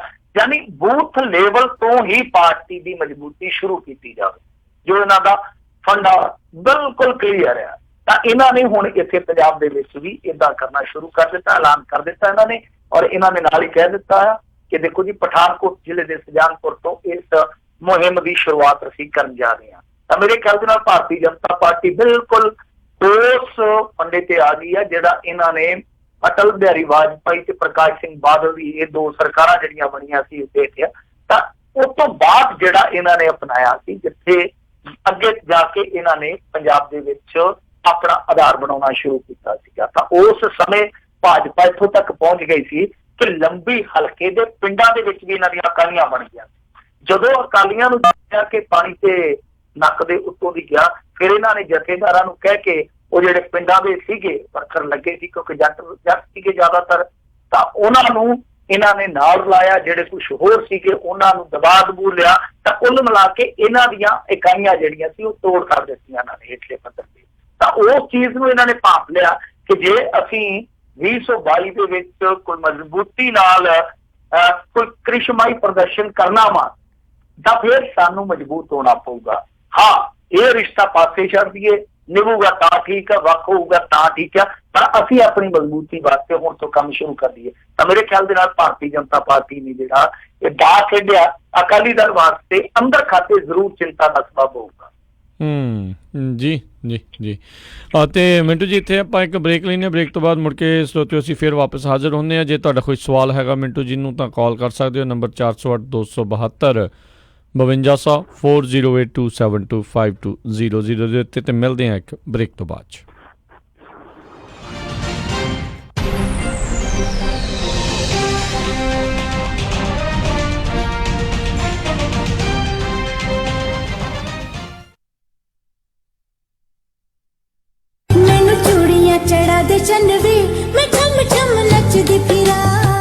ਗਹਿਣੇ ਤਾਂ ਜੀ ਮੈਂ ਸਿਰਫ ਨੂਰ ਮਹਿਲ ਜਿਊਲਰ ਯੂਬਾ ਸਿਟੀ ਵਾਲਿਆਂ ਤੋਂ ਬਣਵਾਉਣੇ ਆ। ਨੂਰ ਮਹਿਲ ਜਿਊਲਰਸ ਯੂਬਾ ਸਿਟੀ ਵਾਲੇ ਹੁਣ ਖੁੱਲ ਚੁੱਕੇ ਹਨ ਸੈਕਰਾਮੈਂਟੋ ਵਿੱਚ ਵੀ। ਸੋਨੇ ਲੇਟੈਸਟ ਨਵੇਂ ਡਿਜ਼ਾਈਨ ਦੇ ਗਹਿਣੇ 1990 ਤੋਂ ਗਹਿਣਿਆਂ ਦੇ ਨਾਲ ਸਜਾ ਰਹੇ ਨੇ ਲੋਕਾਂ ਨੂੰ ਅਤੇ ਇਹਨਾਂ ਦੇ ਨਾਮ ਵਿੱਚ ਸ਼ਿਓਰਿਟੀ ਆ। ਹਰ ਤਰ੍ਹਾਂ ਦੇ ਖੂਬਸੂਰਤ 22, 23, 24 ਕੈਰਟ ਦੇ ਸੋਨੇ ਚਾਂਦੀ ਅਤੇ ਹੀਰੇ ਦੇ ਗਹਿਣੇ ਖਰੀਦ ਸਕਦੇ ਹੋ। ਭਾਵੇਂ ਸੋਨੇ ਚਾਂਦੀ ਦੇ ਸਿੱਕੇ ਖਰੀਦੋ ਜਾਂ ਫਿਰ ਬਣਵਾਓ ਕਸਟਮ ਡਿਜ਼ਾਈਨ ਦੇ ਖੂਬਸੂਰਤ ਗਹਿਣੇ। ਰਾਸ਼ੀ ਨਗ ਵਾਲੀਆਂ ਮੁੰਦਰੀਆਂ ਵੀ ਖਰੀਦ ਸਕਦੇ ਹੋ। ਨੂਰਮਹਿਲ ਜਿਊਲਰ ਤੁਹਾਡੀ ਸੇਵਾ ਦੇ ਵਿੱਚ ਹਾਜ਼ਰ ਨੇ। ਪੁਰਾਣੇ ਗਹਿਣੇ ਵੇਚ ਸਕਦੇ ਹੋ ਅਤੇ ਖੁੱਲੇ ਰਹਿੰਦੇ ਹਨ ਸਵੇਰੇ 10:30 ਵਜੇ ਤੋਂ ਸ਼ਾਮੀ 7 ਵਜੇ ਤੱਕ। ਵਧੇਰੇ ਜਾਣਕਾਰੀ ਲਈ ਗੱਲ ਕਰ ਸਕਦੇ ਹੋ 916 692 8121 9166928121 Nurmahal jewellers Sacramento 2840 Del Paso road suite 200 Sacramento. ਅਤੇ ਯਾਦ ਰੱਖੋ Chaman Lal Nurmahal jewellers Yuba City ਵਾਲਿਆਂ ਨੂੰ।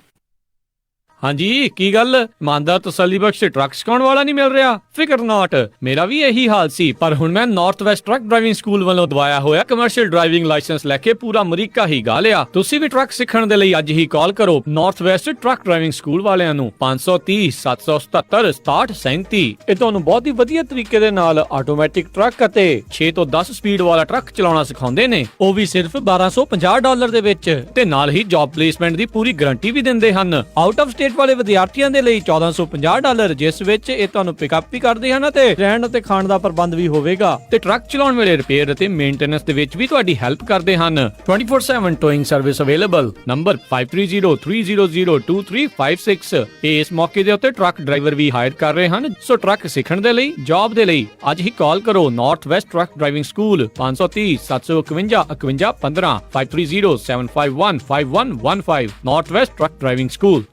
ਪ੍ਰਸਾਦ ਆਈਲੈਂਡ ਮਾਰਕੀਟ, ਜਿਸ ਦਾ ਪਹਿਲਾ ਨਾਮ ਖਾਲਸਾ ਫੈਬਰਿਕ ਸੀ, ਖੁੱਲ ਚੁੱਕਿਆ ਹੈ under new ownership. West Sacramento ਦਾ ਸਭ ਤੋਂ ਵੱਡਾ ਇੰਡੀਅਨ ਗਰੋਸਰੀ ਸਟੋਰ। ਇਹ 7 ਦਿਨ ਖੁੱਲੇ ਰਹਿੰਦੇ ਹਨ ਸਵੇਰੇ 10:30 ਵਜੇ ਤੋਂ ਸ਼ਾਮੀ 7 ਵਜੇ ਤੱਕ। ਹਰ ਤਰ੍ਹਾਂ ਦੀ ਇੰਡੀਅਨ, ਪਾਕਿਸਤਾਨੀ ਅਤੇ ਆਈਲੈਂਡ ਗਰੋਸਰੀ ਖਰੀਦ ਸਕਦੇ ਹੋ। ਹਰ ਤਰ੍ਹਾਂ ਦੇ ਮਸਾਲੇ, ਨੈਚੁਰਲ ਹਰਬਸ, ਮੀਟ, ਕਾਸਮੈਟਿਕ, ਭਾਂਡੇ ਅਤੇ ਖਰੀਦੋ ਤਾਜ਼ੀਆਂ ਸਬਜ਼ੀਆਂ ਹਰ ਰੋਜ਼। ਮਾਰਚ ਤੋਂ ਮਈ ਤੱਕ ਲੈ ਸਕਦੇ ਹੋ ਰੀ ਗ੍ਰੈਂਡ ਓਪਨਿੰਗ ਸੇਲ ਦਾ ਲਾਭ। ਵਧੇਰੇ ਜਾਣਕਾਰੀ ਲਈ ਗੱਲ ਕਰ ਸਕਦੇ ਹੋ 9162995267 2021 West capital avenue West Sacramento. Immigration, family law ਦੇ ਨਾਲ ਸੰਬੰਧਿਤ ਕਿਸੇ ਵੀ ਤਰ੍ਹਾਂ ਦੀ ਕਾਨੂੰਨੀ ਸਲਾਹ ਦੇ ਲਈ ਗੱਲ ਕਰ ਸਕਦੇ ਹੋ ਸ਼ਾਹਿਦ ਮਨਜ਼ੂਰ ਜੀ ਨਾਲ। ਪਰਸਨਲ ਇੰਜਰੀ ਜਿਵੇਂ ਕਿ ਕਾਰ ਐਕਸੀਡੈਂਟ, ਸਲਿਪ ਅਤੇ ਫਾਲ ਦੇ ਨਾਲ ਸੰਬੰਧਿਤ ਕਿਸੇ ਵੀ ਤਰ੍ਹਾਂ ਦੀ ਕਾਨੂੰਨੀ ਸਲਾਹ ਦੇ ਲਈ ਗੱਲ ਕਰ ਸਕਦੇ ਹੋ ਸ਼ਾਹਿਦ ਮਨਜ਼ੂਰ ਲਾ ਫਰਮ 3017 ਡੌਗਲਸ ਬੁਲੇਵਾਰਡ ਸਵੀਟ 104 ਰੋਜ਼ਵਿਲ। ਵਧੇਰੇ ਜਾਣਕਾਰੀ ਲਈ ਗੱਲ ਕਰ ਸਕਦੇ ਹੋ 9163061665 916 306 1665 ਮਨਜ਼ੂਰ ਲਾ ਫਰਮ।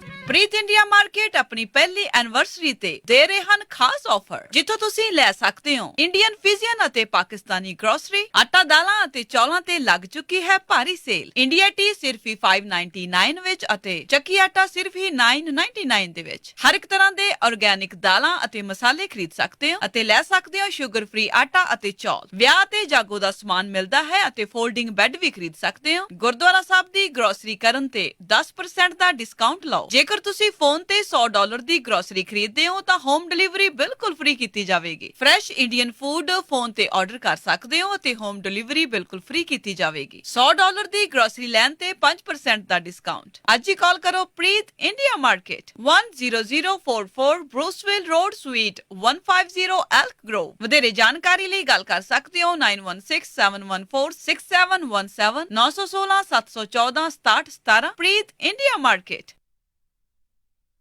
ਪੰਮੀ ਸੱਚ ਪੁੱਛੇ ਤਾਂ ਟਰੱਕਿੰਗ ਬਿਜ਼ਨਸ ਤੋਂ ਮੈਂ ਬਿਲਕੁਲ ਥੱਕ ਚੁੱਕਾ ਆ। ਦਿਲ ਕਰਦਾ ਕੋਈ ਹੋਰ ਕੰਮ ਸ਼ੁਰੂ ਕਰ ਦਵਾਂ। ਕਈ ਵਾਰ ਤੇ ਇਦਾਂ ਲੱਗਦਾ ਟਰੱਕ ਚਲਾ ਕੇ ਕਮਾ ਕੇ ਕਿਸੇ ਹੋਰ ਨੂੰ ਦੇਈ ਜਾਂਦਾ ਆ। ਮਹੀਨੇ ਦੇ ਅਖੀਰ ਤਾਈਂ ਕੁਝ ਬਚਦਾ ਹੀ ਨਹੀਂ। ਜੀ ਕੱਲ ਪ੍ਰੀਤੋਂ ਮਿਲੀ ਸੀ, ਉਹਦੇ ਘਰ ਵਾਲੇ ਨੇ ਅਵਲ ਵਾਲਿਆਂ ਤੋਂ ਬਿਜ਼ਨਸ ਚਲਾਉਣ ਦੀ ਟ੍ਰੇਨਿੰਗ ਲਈ ਆ। ਤੁਸੀਂ ਕਿਉਂ ਨਹੀਂ ਅਵਲ ਵਾਲਿਆਂ ਨਾਲ ਗੱਲ ਕਰ ਲੈਂਦੇ? ਅਵਲ ਕੰਸਲਟਿੰਗ ਟੀਮ ਲੈ ਕੇ ਆਏ ਹਨ ਟਰੱਕਿੰਗ ਨਾਲ ਜੁੜੇ ਹੋਏ ਢੇਰ ਸਾਰੇ ਕੋਰਸ, ਜਿਨ੍ਹਾਂ ਨੂੰ ਕਰਕੇ ਤੁਸੀਂ ਆਪਣੀ ਨਵੀਂ ਜੌਬ ਜਾਂ ਫਿਰ ਆਪਣੀ ਟਰੱਕਿੰਗ ਕੰਪਨੀ ਖੋਲ ਸਕਦੇ ਹੋ। ਅਵਲ ਵਾਲਿਆਂ ਤੋਂ ਤੁਸੀਂ ਲੈ ਸਕਦੇ ਹੋ ਡਿਸਪੈਚ ਕੋਰਸ ਦੀਆਂ ਕਲਾਸਿਸ ਅਤੇ ਇਹਨਾਂ ਤੋਂ ਤੁਸੀਂ ਟਰੱਕਿੰਗ ਨਾਲ ਰਿਲੇਟਡ ਕੋਈ ਵੀ ਪਰਮਿਟ ਵੀ ਲੈ ਸਕਦੇ ਹੋ। ਅਤੇ ਇਹਨਾਂ ਦੇ ਸੌਫਟਵੇਅਰ ਅਵਲ ਐਕਸਪ੍ਰੈਸ ਅਤੇ AFM ਤੁਹਾਨੂੰ ਟਰੱਕਿੰਗ ਕੰਪਨੀ ਵਿੱਚ ਵਧਣ ਦੇ ਲਈ ਮਦਦ ਕਰ ਸਕਦੇ ਹਨ। ਅਵਲ ਕੰਸਲਟਿੰਗ ਟੀਮ 2520 ਵੈਂਚਰ ਓਕ ਵੇ ਸਵੀਟ 245 ਸੈਕਰਾਮੈਂਟੋ। ਵਧੇਰੇ ਜਾਣਕਾਰੀ ਲਈ ਗੱਲ ਕਰ ਸਕਦੇ ਹੋ 9165734205 916 573 4205। ਜੁਲਾਈ 8, 9, 10, 11 ਨੂੰ ਸੈਕਰਾਮੈਂਟੋ ਆਫਿਸ ਦੇ ਵਿੱਚ ਦੁਪਹਿਰ 2 ਤੋਂ 7 ਵਜੇ ਤੱਕ ਕਲਾਸਿਸ ਲੱਗਣਗੀਆਂ। ਵੇਰਕਾ ਵਾਲੇ ਹੁਣ ਲੈ ਕੇ ਆਏ ਹਨ 6 ਖਾਨਿਆਂ ਵਾਲੀਆਂ ਪਲੇਟਸ, ਜਿਹੜੀਆਂ ਕਿ ਖਾਸ ਤੌਰ ਤੇ ਕਾਰਨ ਦੇ ਨਾਲ ਤਿਆਰ ਕੀਤੀਆਂ ਗਈਆਂ ਹਨ ਅਤੇ ਇਹਨਾਂ ਦਾ ਤੁਹਾਡੀ ਸਿਹਤ ਤੇ ਕੋਈ ਵੀ ਮਾੜਾ ਅਸਰ ਨਹੀਂ ਹੋਵੇਗਾ। ਇਹਨਾਂ ਪਲੇਟਾਂ ਦੇ ਖਾਨੇ ਬੜੇ ਡੂੰਘੇ ਹਨ ਅਤੇ ਪਲੇਟਾਂ ਬੜੀਆਂ ਮਜ਼ਬੂਤ ਹਨ। ਕਿਸੇ ਵੀ ਤਰ੍ਹਾਂ ਦੀ ਕੇਟਰਿੰਗ, ਅਖੰਡ ਪਾਠ ਸਾਹਿਬ ਜਾਂ ਘਰ ਦੇ ਵਿੱਚ ਹੋਵੇ ਕੋਈ ਵੀ ਪਾਰਟੀ, ਤਾਂ ਅੱਜ ਹੀ ਲੈ ਕੇ ਆਓ ਵੇਰਕਾ ਵਾਲਿਆਂ ਤੋਂ 6 ਖਾਨਿਆਂ ਵਾਲੀਆਂ ਪਲੇਟਾਂ। ਵਧੇਰੇ ਜਾਣਕਾਰੀ ਲਈ ਗੱਲ ਕਰ ਸਕਦੇ ਹੋ 408 292 0500 or 082920500। ਤੁਸੀਂ ਸੁਣ ਰਹੇ ਹੋ KOBO Yuba City 1450 AM, KIID Sacramento 1470 AM, KWRU Fresno 1300 AM, KLHC Bakersfield 1350 AM।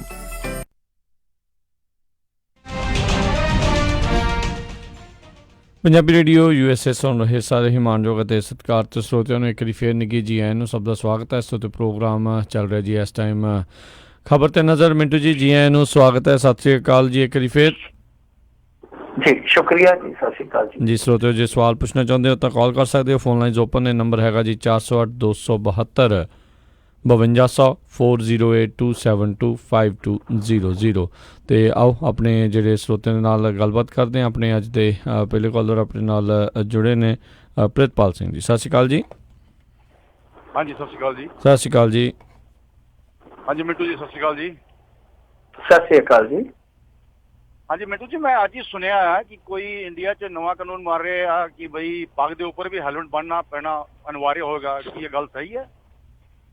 ਇਹਦੇ ਬਾਰੇ ਦੱਸਿਓ। ਨਹੀਂ ਭਾਜੀ, ਨਹੀਂ, ਜਰਮਨ ਦੇ ਵਿੱਚੋਂ ਤੇ ਸ਼ਾਇਦ ਖਬਰ ਆਈ ਆ। ਜਰਮਨ ਦੇ ਵਿੱਚ ਖਬਰ ਆ ਕਿ ਉੱਥੇ ਹੈਲਮਟ ਪਾਉਣ ਦਾ ਕੋਈ ਕਾਨੂੰਨ ਪਾਸ ਹੋਇਆ ਵਾ ਸਿੱਖਾਂ ਵਾਸਤੇ। ਇੱਥੇ ਕੋਈ ਇਸ ਤਰ੍ਹਾਂ ਦਾ ਕਾਨੂੰਨ ਨਹੀਂ ਆ। ਅਫਵਾਹਾਂ ਕਈ ਵਾਰ ਬਣ ਜਾਂਦੀਆਂ। ਮੇਰੇ ਨਿਗਾਹ ਦੇ ਵਿੱਚ ਇਸ ਤਰ੍ਹਾਂ ਦਾ ਨਹੀਂ ਹੈ, ਕੋਈ ਇਸ ਤਰ੍ਹਾਂ ਦਾ ਪ੍ਰਬੰਧ ਨਹੀਂ ਕੀਤਾ ਗਿਆ ਤੇ ਛੂਟ ਲੱਗੀ ਹੋਈ ਆ ਮੇਰੇ ਖਿਆਲ ਦੇ ਨਾਲ ਪੱਕੇ ਤੌਰ ਤੇ। ਜੋ ਮੋਟਰ ਵਹੀਕਲ ਐਕਟ ਆ ਨਾ, ਉਹਦੇ ਵਿੱਚ ਹੀ ਛੂਟ ਪੱਕੀ ਲੱਗੀ ਹੋਈ ਆ। ਤਾਂ ਮੇਰੇ ਖਿਆਲ ਦੇ ਨਾਲ ਇਹ ਬਿਲਕੁਲ ਰਿਊਮਰ ਆ, ਕਿਸੇ ਨੇ ਅਫਵਾਹ ਫੈਲਾਈ ਆ। ਜੀ ਜੀ ਬਿਲਕੁਲ। ਜਰਮਨੀ ਦੀ ਡੈਫੀਨੇਟਲੀ ਹੈਗੀ ਆ ਉੱਥੇ ਦੀ। ਜੀ ਜੀ ਬਿਲਕੁਲ। ਅਗਲੇ ਕਾਲਰ ਆਪਣੇ ਨਾਲ ਜੁੜੇ ਨੇ ਮਨਜੀਤ ਸਿੰਘ ਜੀ। ਸਤਿ ਸ਼੍ਰੀ ਅਕਾਲ ਜੀ, ਸਵਾਗਤ ਹੈ। ਹਾਂਜੀ, ਸਤਿ ਸ਼੍ਰੀ ਅਕਾਲ ਜੀ। ਸਤਿ ਸ਼੍ਰੀ ਅਕਾਲ ਜੀ। ਮਿੰਟੂ ਜੀ, ਮੇਰੇ 2-3 ਸਵਾਲ ਨੇ, ਹਮੇਸ਼ਾ ਇਹ ਗੱਲ ਅਦਲ ਚ ਰੱਖ ਜਾਂਦੀ ਹੈ। ਨੰਬਰ 1, ਪਹਿਲੀ ਗੱਲ ਤੇ ਹੈ ਕਿ ਜਿਹੜੇ ਉਹ ਚਾਹੇ ਕਿਸਾਨ ਲੱਖ 2-2 ਲੱਖ ਦੇ ਪਿੱਛੇ ਮਤਲਬ ਆਪਣਾ ਆਪ ਖਤਮ ਕਰ ਗਏ, ਉਹਨਾਂ ਦੇ ਪਰਿਵਾਰ ਖਤਮ ਹੋ ਜਾਣਗੇ ਇਸ ਤਰ੍ਹਾਂ ਜਾ ਕੇ। ਉਹਨਾਂ ਦਾ ਸਹਾਰਾ ਵੀ ਗਵਰਨਮੈਂਟ ਨੇ ਪੜਿਆ। ਤੇ ਦੂਜਾ ਜਿਹੜਾ ਪਿਛਲੇ ਜਿੰਨੇ ਮਸਲੇ ਸੀ ਸਾਰੇ ਹੁਣ ਕੈਪਟਨ ਚੁੱਪ ਕਰਕੇ ਬਹਿ ਗਿਆ। ਪਬਲਿਕ ਪਾਣੀ ਦਾ ਜਿਹੜਾ ਪਾਣੀ ਚ ਜ਼ਹਿਰ ਹੈ ਬੁੱਢੇ ਡਾਲੇ ਦਾ ਉਹ ਜਿਹੜਾ ਪਾਣੀ ਪੈ ਰਿਹਾ, ਉਹਨਾਂ ਪਾਣੀ ਗੰਦਾ ਹੋ ਗਿਆ। ਲੋਕ ਪਾਣੀ ਪੀ ਕੇ ਮਰਨ ਲੱਗ ਪਏ ਰਹੇ। ਕੀ ਬਣ ਕੀ ਰਿਹਾ ਪੰਜਾਬ ਦਾ? ਉਹ ਹੈਗਾ ਸਿਰ ਪੈਰ। ਥੈਂਕ ਯੂ ਜੀ। ਪਹਿਲਾ ਸਵਾਲ ਕੀ ਇਹਨਾਂ ਨੇ ਪਹਿਲਾਂ ਕਹਿੰਦੇ ਸੀਗੇ ਵੀ ਕਿਸਾਨ ਜਿਹੜੇ 1-2 ਲੱਖ ਪਿੱਛੇ ਖੁਦਕੁਸ਼ੀਆਂ ਜਿਨ੍ਹਾਂ ਨੇ ਕਰ ਲਈਆਂ ਆ ਤੇ ਉਹਨਾਂ ਦੇ ਪਰਿਵਾਰਾਂ ਦਾ ਕੀ ਹੋ ਰਿਹਾ ਹੈ? ਕਿ ਉਹ ਵੀ ਵਿਚਾਰੇ ਰੁਲ ਜਾਣਗੇ? ਕੀ ਸਰਕਾਰਾਂ ਉਹਨਾਂ ਦੀਆਂ ਬਾਹਾਂ ਫੜ ਰਹੀਆਂ ਨੇ ਜਾਂ ਨਹੀਂ ਫੜ ਰਹੀਆਂ? ਨਹੀਂ, ਦੇਖੋ ਜੀ, ਇੱਥੇ ਕਿਸਾਨ ਹੋਵੇ ਚਾਹੇ ਮਜ਼ਦੂਰ ਹੋਵੇ, ਸਾਰੇ ਜਿਹੜਾ ਗਰੀਬ ਆ ਉਹ ਬਸ ਉਹਦੀ ਕੋਈ ਨਹੀਂ ਬਾਂਹ ਫੜਦਾ, ਕੋਈ ਨਹੀਂ ਬਾਂਹ ਫੜਦਾ। ਉਹ ਤੇ ਬਸ ਜੇ 100 ਚ ਕੋਈ ਇੱਕ ਪਰਿਵਾਰ ਆ ਜਿਹਦੇ ਬੱਚੇ ਨੇਕ ਨਿਕਲਣ ਇਸ ਜ਼ਮਾਨੇ ਦੇ ਵਿੱਚ, ਪੜ੍ਹ ਲਿਖ ਜਾਵਣ, ਮਿਹਨਤ ਕਰਨ ਤੇ ਉਹ ਆਪ ਆਪਣੇ ਦਿਨ ਮੋੜ ਲੈਣ ਤੇ ਠੀਕ ਆ, ਦਿਨ ਫੇਰ ਲੈਣ ਤੇ ਠੀਕ ਆ। ਸਰਕਾਰ ਵੱਲੋਂ ਕੁਛ ਨਹੀਂ, ਇਹ ਵੋਟਾਂ ਫੁੰਡਣ ਦੀ ਜੁਗਤ ਹੁੰਦੀ ਆ। ਕਰਜ਼ਾ ਮਾਫੀ, ਫਲਾਣਾ ਟਮਕਾ, MSP ਚ ਵਾਧਾ ਕਰ ਦਿੱਤਾ ਇਹਨਾਂ ਕੋਲ, ਉਹ ਅੱਖਾਂ ਪੂੰਝਣ ਵਾਲੀ ਗੱਲ ਹੁੰਦੀ ਆ। ਸੋ ਜੇ ਆਪਾਂ ਓਵਰਆਲ ਆਰਥਿਕ ਹਾਲਤ ਦੇਖੀਏ, ਚਾਹੇ ਗਰੀਬ ਕਿਸੇ ਵੀ ਤਬਕੇ ਦਾ, ਚਾਹੇ ਮਜ਼ਦੂਰ ਤਬਕੇ ਦਾ, ਚਾਹੇ ਕਿਸਾਨ ਤਬਕੇ ਦਾ, ਚਾਹੇ ਕਿਸੇ ਹੋਰ ਤਬਕੇ ਦਾ, ਤਾਂ ਉਹਨਾਂ ਦਾ ਬੁਰਾ ਹਾਲ ਹੈ, ਬੁਰਾ ਹਾਲ ਹੈ। ਉਹ 80% ਵਾਲਾ ਇੰਡੀਆ ਹੋ ਰਿਹਾ। ਬਾਕੀ ਜਿੱਥੋਂ ਤੱਕ ਤੁਸੀਂ ਕਹੀ ਆ ਗੱਲ ਕੈਪਟਨ ਅਮਰਿੰਦਰ ਸਿੰਘ ਦੇ ਵੱਸੋਂ ਬਾਹਰ ਹੋਣ ਡਈ ਆ ਖੇਡ, ਜਿਹੜਾ ਤੁਸੀਂ ਬੁੱਢੇ ਨਾਲੇ ਵਾਲਾ ਮੁੱਦਾ ਚੁੱਕਿਆ, ਬਿਲਕੁਲ ਮੈਂ ਤੁਹਾਡੀ ਇਸ ਗੱਲ ਨਾਲ ਸਹਿਮਤ ਆ ਕਿ ਜੇ ਸਰਕਾਰਾਂ ਇਹ ਚੀਜ਼ ਨਹੀਂ ਰੋਕ ਸਕਦੀਆਂ ਤਾਂ ਉਹ ਹੋਰ ਕੀ ਕਰ ਸਕਦੇ? ਕਿਉਂਕਿ ਇੱਕ ਸ਼ਹਿਰ ਦੇ ਵਿੱਚੋਂ ਗੰਦਗੀ ਡਿੱਗਦੀ ਹੈ, ਜਾਂ ਲਾ ਲਓ ਜਲੰਧਰ ਜ਼ਿਲ੍ਹੇ ਦੇ ਵਿੱਚੋਂ ਇੱਕ ਨਾਲਾ ਆਉਂਦਾ, ਜੇ ਇਹਨਾਂ ਚੀਜ਼ਾਂ ਦਾ ਹੱਲ ਨਹੀਂ ਕੀਤਾ ਜਾ ਸਕਦਾ, ਜਿਹਦੇ ਕਰਕੇ ਪਤਾ ਨਹੀਂ ਕਿੰਨੀਆਂ ਜਾਨਾਂ ਕੈਂਸਰ ਦੀ ਚਪੇਟ ਚ ਆਉਂਦੀਆਂ, ਕਿੰਨਾ ਨੁਕਸਾਨ ਸਾਡੀ GDP ਦਾ ਹੋ ਜਾਂਦਾ ਜਦੋਂ ਬਿਮਾਰੀ ਆ ਜਾਂਦੀ ਹੈ, ਜਦੋਂ ਮੌਤਾਂ ਹੋ ਜਾਂਦੀਆਂ, ਤਾਂ ਜਿਹੜੀ ਸਰਕਾਰ ਇਸ ਚੀਜ਼ ਦੀ ਰੋਕਥਾਮ ਨਹੀਂ ਕਰ ਸਕਦੀ, ਉਹਦੇ ਤੋਂ ਤੁਸੀਂ ਹੋਰ ਉਮੀਦ ਰੱਖੋ। ਮੈਂ ਤਾਂ ਕਹਿੰਦਾ ਰੱਖੋ ਹੀ ਨਾ। ਜੇ ਤੁਸੀਂ ਰੱਖਦੇ ਹੋ ਤਾਂ ਤੁਸੀਂ ਖੁਦ ਨੂੰ ਧੋਖਾ ਦੇ ਰਹੇ ਹੋ, ਉਹਦੇ 'ਚ ਕਿਸੇ ਦਾ ਕੋਈ ਕਸੂਰ ਨਹੀਂ। ਜੀ ਜੀ। ਸੋ ਤੁਸੀਂ ਜੇ ਸਵਾਲ ਕਰਨਾ ਚਾਹੁੰਦੇ ਹੋ ਤਾਂ ਫੋਨ ਲਾਈਨਸ ਓਪਨ ਨੇ, ਨੰਬਰ ਹੈਗਾ ਸਟੂਡੀਓ 'ਚ ਕਾਲ ਕਰਨ ਦੇ ਲਈ 408 272 5200 408272 5200। ਅਗਲੇ ਕਾਲਰ ਆਪਣੇ ਨਾਲ ਜੁੜੇ ਨੇ ਪ੍ਰਗਟ ਸਿੰਘ ਜੀ। ਸਤਿ ਸ਼੍ਰੀ ਅਕਾਲ ਜੀ। ਹੈਲੋ। ਹਾਂਜੀ ਹੈਲੋ ਜੀ। ਇੱਦਾਂ ਜੀ ਨਵਜੋਤ ਸਿੱਧੂ ਦੇ ਮਹਿਕਮੇ ਦੇ ਜਿਹੜੇ ਆਨਲਾਈਨ ਨਕਸ਼ੇ ਸੀ ਉਹ ਤੇ ਹਟਾ ਤੇ ਆਉਂਦੇ ਨੇ ਬ੍ਰਹਮਿੰਦਰਾ ਨੇ, ਤੇ ਅੱਜ ਮੈਂ ਪੜ੍ਹਨ ਡਿਆ ਸੀ ਸ਼ਾਇਦ ਜਿਹੜੀ ਪਾਲਿਸੀ ਬਣਾਈ ਇਹਨਾਂ ਮਾਸਟਰਾਂ ਦੀਆਂ ਬਦਲੀਆਂ ਦੀ ਆਨਲਾਈਨ, ਉਹ ਵੀ ਕਹਿੰਦੇ ਤਕਨੀਕੀ ਨੁਕਸ ਹੋ ਗਿਆ, ਹੁਣ ਸਿੱਧੀ MLA ਨੂੰ ਮਿਲੋ ਤੇ ਅੱਗੇ ਵਾਂਗੂ ਕਰਾਓ। ਇਹ ਸੱਚ ਆ ਕਿ ਕਿੰਨਾ ਕਿ ਜੀ? ਨਹੀਂ, ਉਹ ਜਿਹੜੀਆਂ ਬਦਲੀਆਂ, ਹਾਂਜੀ ਬਦਲੀਆਂ ਵਾਲਾ ਤਾਂ ਇਹਨਾਂ ਨੇ ਕੀਤਾ, ਸਗੋਂ ਵਧੀਆ ਕੀਤਾ। ਉਹ ਰੇਟਿੰਗ ਸਿਸਟਮ ਰੱਖਿਆ ਇਹਨਾਂ ਨੇ ਮੇਰੇ ਖਿਆਲ ਦੇ ਨਾਲ ਕਿ ਇੰਨੇ ਪੁਆਇੰਟ ਸਿਸਟਮ ਹੈ ਕਿ ਇੰਨੇ ਪੁਆਇੰਟ ਜੇ ਤੁਹਾਡੇ ਹੋਣਗੇ ਤੁਹਾਡੀ ਜੌਬ ਵਧੀਆ ਹੋਊਗੀ, ਇੰਨੇ ਪੁਆਇੰਟ ਤੁਸੀਂ ਬਣਾ ਲਓਗੇ ਤਾਂ ਤੁਸੀਂ ਮਨ ਚਾਹੇ ਥਾਂ ਤੇ ਆਪਣਾ ਤਬਾਦਲਾ ਕਰਵਾ ਸਕਦੇ ਹੋ। ਤਾਂ ਪਹਿਲਾਂ ਜਿਹੜਾ ਉਹਨੇ ਤਬਾਦਲਾ ਕੀਤਾ ਸੀਗਾ ਸੋਨੀ ਨੇ, ਉਹ ਇਹਨਾਂ ਨੇ ਰੱਦ ਕਰ ਦਿੱਤੇ ਸੀ ਕਿ ਸੋਨੀ ਰੌਲਾ ਪਾਉਂਦਾ ਰਿਹਾ, ਕਹਿੰਦਾ ਜੀ ਕਿ ਬੈਕ ਡੇਟ ਦੇ ਵਿੱਚ ਠੀਕ ਹੋਇਆ, ਪਰ ਇਹਨਾਂ ਨੇ ਉਹ ਰੱਦ ਕਰ ਦਿੱਤੇ ਸੀ। ਨਵਾਂ ਲੈਣ ਦਾ ਫਾਰਮੂਲਾ ਜੀ ਕੱਲ ਨੂੰ ਇਹ ਰੱਦ ਕਰ ਦਿੰਦੇ ਆ, ਤੀਜਾ ਕੋਈ ਹੋਰ ਲੈ ਆਉਂਦੇ ਤੇ ਕੋਈ ਅਲੋਕਾਰੀ ਗੱਲ ਨਹੀਂ ਹੈ। ਪਰ ਜਿੱਥੋਂ ਤੱਕ ਨਵਜੋਤ ਸਿੰਘ ਸਿੱਧੂ ਦਾ ਮਸਲਾ, ਨਵਜੋਤ ਸਿੰਘ ਸਿੱਧੂ ਦੇ ਮਸਲੇ ਦੇ ਵਿੱਚ ਕਈ ਕੁਛ ਜਿਹੜਾ ਸਹੀ ਵੀ ਹੈ, ਕਈ ਕੁਛ ਜਿਹੜਾ ਗਲਤ ਵਾਪਰਦਾ ਪਿਆ। ਕਿਉਂਕਿ ਅੰਮ੍ਰਿਤਸਰ ਦੇ ਵਿੱਚ ਤੁਸੀਂ ਮੈਨੂੰ ਲੱਗਦਾ ਬਲ ਸਾਹਿਬ ਵੀ ਬੋਲਦੇ ਆ, ਅੰਮ੍ਰਿਤਸਰ ਤੋਂ ਹੀ ਆ। ਅੰਮ੍ਰਿਤਸਰ ਦੇ ਵਿੱਚ ਸੀਜ਼ ਹੋਏ ਹੋਟਲ, ਮੈਂ ਤੁਹਾਨੂੰ ਨਵੀਂ ਗੱਲ ਦੱਸਣ ਲੱਗਾ, ਜਿਹੜੇ ਹੋਟਲ ਸੀਜ਼ ਹੋਏ ਸੀਗੇ ਉਹ ਖੁੱਲ ਕੇ ਚੱਲਣ ਲੱਗ ਪਏ ਸਿਰਫ ਰਾਜਸੀ ਦਖਲ ਕਰਕੇ। ਤਾਂ ਉੱਥੇ ਬਹੁਤ ਕੁਛ ਹੋਇਆ, ਨਜਾਇਜ਼ ਕਬਜ਼ੇ ਹੋਇਆ, ਸਭ ਕੁਛ ਹੋਇਆ। ਸਿੱਧੂ ਨੂੰ ਪਾਕ ਸਾਫ ਨਹੀਂ ਆਖ ਸਕਦੇ ਆਪਾਂ ਇਸ ਮਾਮਲੇ 'ਚ, ਕਿਉਂਕਿ ਜਿਹੜਾ ਕੁਛ ਉੱਥੇ ਹੋਇਆ ਉਹਦਾ ਮਹਿਕਮਾ ਸੀਗਾ। ਮੈਂ ਨਹੀਂ ਕਹਿੰਦਾ ਕਿ ਸਿੱਧੂ ਦੀ ਸਿੱਧੇ ਤੌਰ ਤੇ ਇਨਵੋਲਵਮੈਂਟ ਹੋਊਗੀ ਕੋਈ, ਪਰ ਕਿਉਂਕਿ ਜ਼ਿੰਮੇਵਾਰੀ ਤੇ ਬਣਦੀ ਹੈ ਨਾ, ਇਸ ਕਰਕੇ ਨਵਜੋਤ ਸਿੰਘ ਸਿੱਧੂ ਹੈ ਜਿਹੜਾ ਇਸ ਮਾਮਲੇ 'ਚ ਕਸੂਤਾ ਫਸ ਸਕਦਾ। ਜੀ ਜੀ ਬਿਲਕੁਲ। ਅਗਲੇ ਕਾਲਰ ਨੇ ਹਰਜੀਤ ਸਿੰਘ। ਸਤਿ ਸ਼੍ਰੀ ਅਕਾਲ ਜੀ।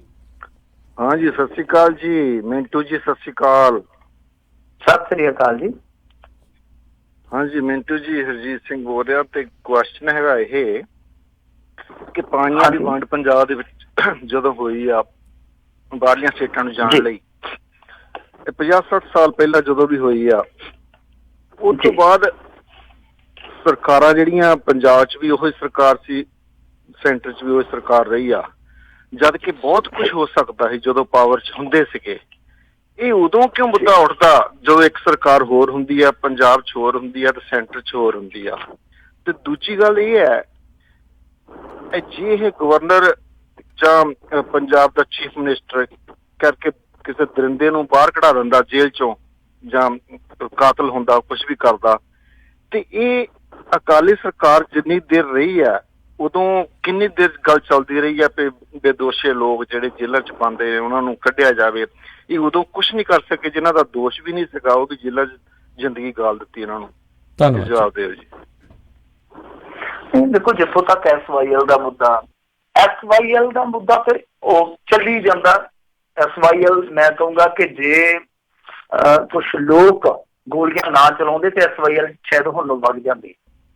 ਉਹਨਾਂ ਨੂੰ ਮਾੜੇ ਕਹਿ ਲਓ, ਚੰਗੇ ਕਹਿ ਲਓ, ਕੋਈ ਉਹਨਾਂ ਨੂੰ ਅੱਤਵਾਦੀ ਕਹਿ ਸਕਦਾ, ਕੋਈ ਖਾੜਕੂ ਕਹਿ ਸਕਦਾ, ਕੋਈ ਕਹਿ ਸਕਦਾ। ਹਾਲਾਂਕਿ ਮੈਂ ਹਿੰਸਾ ਦਾ ਪੁਜਾਰੀ ਨਹੀਂ ਆ, ਪਰ ਇਹ ਗੱਲ, ਇਹ ਤੱਥ ਹੈ ਜਿਹੜਾ ਸਪਸ਼ਟ ਆ। ਜੇ ਉਹ SYL ਵਗ ਜਾਂਦੀ ਅੱਜ ਦੀ ਤਰੀਕ 'ਚ ਕੀ ਹਾਲਤ ਹੁੰਦੀ ਪੰਜਾਬ ਦੀ? ਅੱਜ ਤੁਸੀਂ ਕਿੱਥੇ ਖੜੇ ਹੋ? ਜੇ ਉਹ SYL ਵਗੀ ਹੁੰਦੀ ਫਿਰ ਤੁਸੀਂ ਕਿੱਥੇ ਖੜੇ ਹੁੰਦੇ? ਤੁਸੀਂ ਸੋਚ ਲਓ, ਇਮੈਜਿਨ ਕਰ ਲਓ। ਹਾਲਾਂਕਿ ਆਪਾਂ ਹਿੰਸਾ ਦੇ ਬਹੁਤ ਸਾਰੇ ਲੋਕ ਹੈ ਜਿਹੜੇ ਆ ਹਿੰਸਾ ਦੇ ਪੱਖਦਾਰ ਨਹੀਂ ਹੋਵਾਂਗੇ, ਜਿਹੜੇ ਉੱਥੇ ਮਰੇ ਇੰਜੀਨੀਅਰ, ਆਪਾਂ ਨੂੰ ਉਹਨਾਂ ਦਾ ਵੀ ਦੁੱਖ ਆ, ਪਰ ਇਹ ਸੋਚ ਕੇ ਵੇਖੋ ਜੇ SYL ਵਗੀ ਹੁੰਦੀ ਫਿਰ ਤੁਹਾਡੇ ਹਾਲਤ ਕੀ ਹੁੰਦੀ। ਔਰ ਦੂਜੀ ਚੀਜ਼ ਇਹ ਆ ਕਿ SYL ਦਾ ਮੁੱਦਾ ਉੱਠੇ ਜਾਂ ਨਾ ਉੱਠੇ, ਇਹ ਇੱਕ ਰਾਜਨੀਤਿਕ ਵਿਸ਼ਾ ਜਿਹੜਾ ਪੰਜਾਬ ਦੇ ਨਾਲ ਧਰੋਹ ਹੋਇਆ। ਜਿਹੜਾ ਵੀ ਬੰਦਾ, ਚਾਹੇ ਉਹ ਸਿੱਖ ਆ, ਚਾਹੇ ਹਿੰਦੂ ਆ, ਚਾਹੇ ਮੁਸਲਮਾਨ ਆ, ਜੈਨੀ ਆ, ਜੇ ਉਹ ਮਾੜੀ ਮੋਟੀ ਨਿਰਪੱਖ ਬੁੱਧੀ ਰੱਖਦਾ ਵਾ ਤਾਂ ਇਹ ਇੱਕ ਇੰਟਰਨੈਸ਼ਨਲ ਕਾਨੂੰਨ ਦਾ ਉਲੰਘਣ ਕਰਕੇ, ਇੱਕ ਨੈਸ਼ਨਲ ਪੱਧਰ ਦੇ ਸੰਵਿਧਾਨ ਦਾ ਉਲੰਘਣ ਕਰਕੇ, ਇੱਕ ਸਟੇਟ ਦੀ ਖੁਦ ਮੁਖਤਿਆਰੀ ਦਾ ਉਲੰਘਣ ਕਰਕੇ ਲੁੱਟਿਆ ਹੋਇਆ ਪਾਣੀ ਹੈ।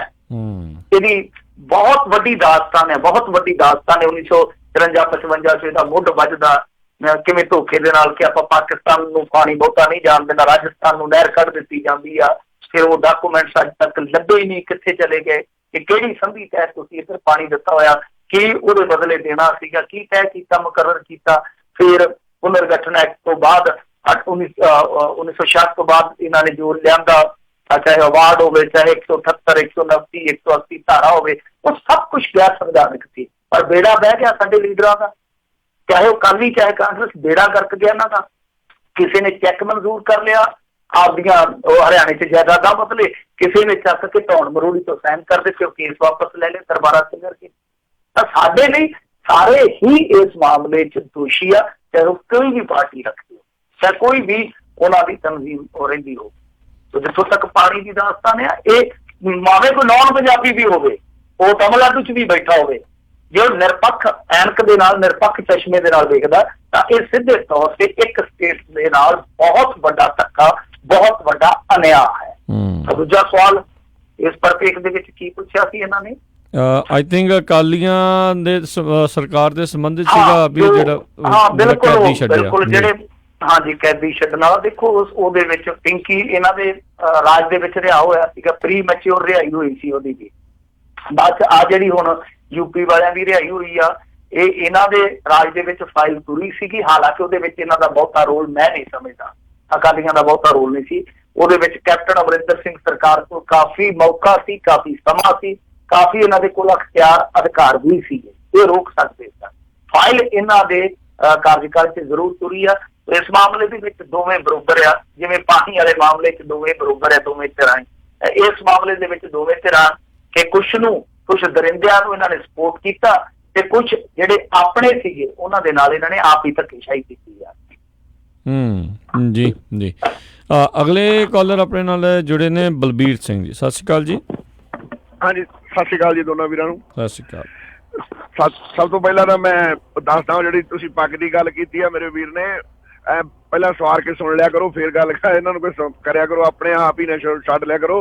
ਉਹ ਜਰਮਨ ਦੀ ਖਬਰ ਸਵੇਰੇ ਹੀ ਸੁਸ਼ੀਲ ਨੇ ਦਿੱਤੀ ਆ ਅੱਜ, ਉਹ ਆਪਣੀ ਪੰਜਾਬ ਦੀ ਨਹੀਂ ਗੀ ਜੀ। ਦੂਜੀ ਗੱਲ ਮੈਂ ਮਿੰਟੂ ਵੀਰ ਨੂੰ ਪੁੱਛਣਾ ਚਾਹੁੰਦਾ, ਕੱਲ ਲੱਖਾ ਸਿਧਾਣਾ, ਕੱਲ ਪਰਸੋਂ 2 ਦਿਨ ਮੈਂ ਦੇਖਦਾ ਰਿਹਾ, ਉਹ ਇੱਕ ਕੁੜੀ ਕਹਿ ਰਹੀ ਹੈ ਕੋਟਕਪੂਰੇ ਦੇ ਵਿੱਚ ਕਿ ਸਕੂਲਾਂ ਦੇ ਵਿੱਚ ਪੰਜਾਬੀ ਨਹੀਂ ਬੋਲਣ ਦਿੰਦੇ, ਕਹਿੰਦੇ ਹਿੰਦੀ 'ਚ ਗੱਲ ਕਰੋ।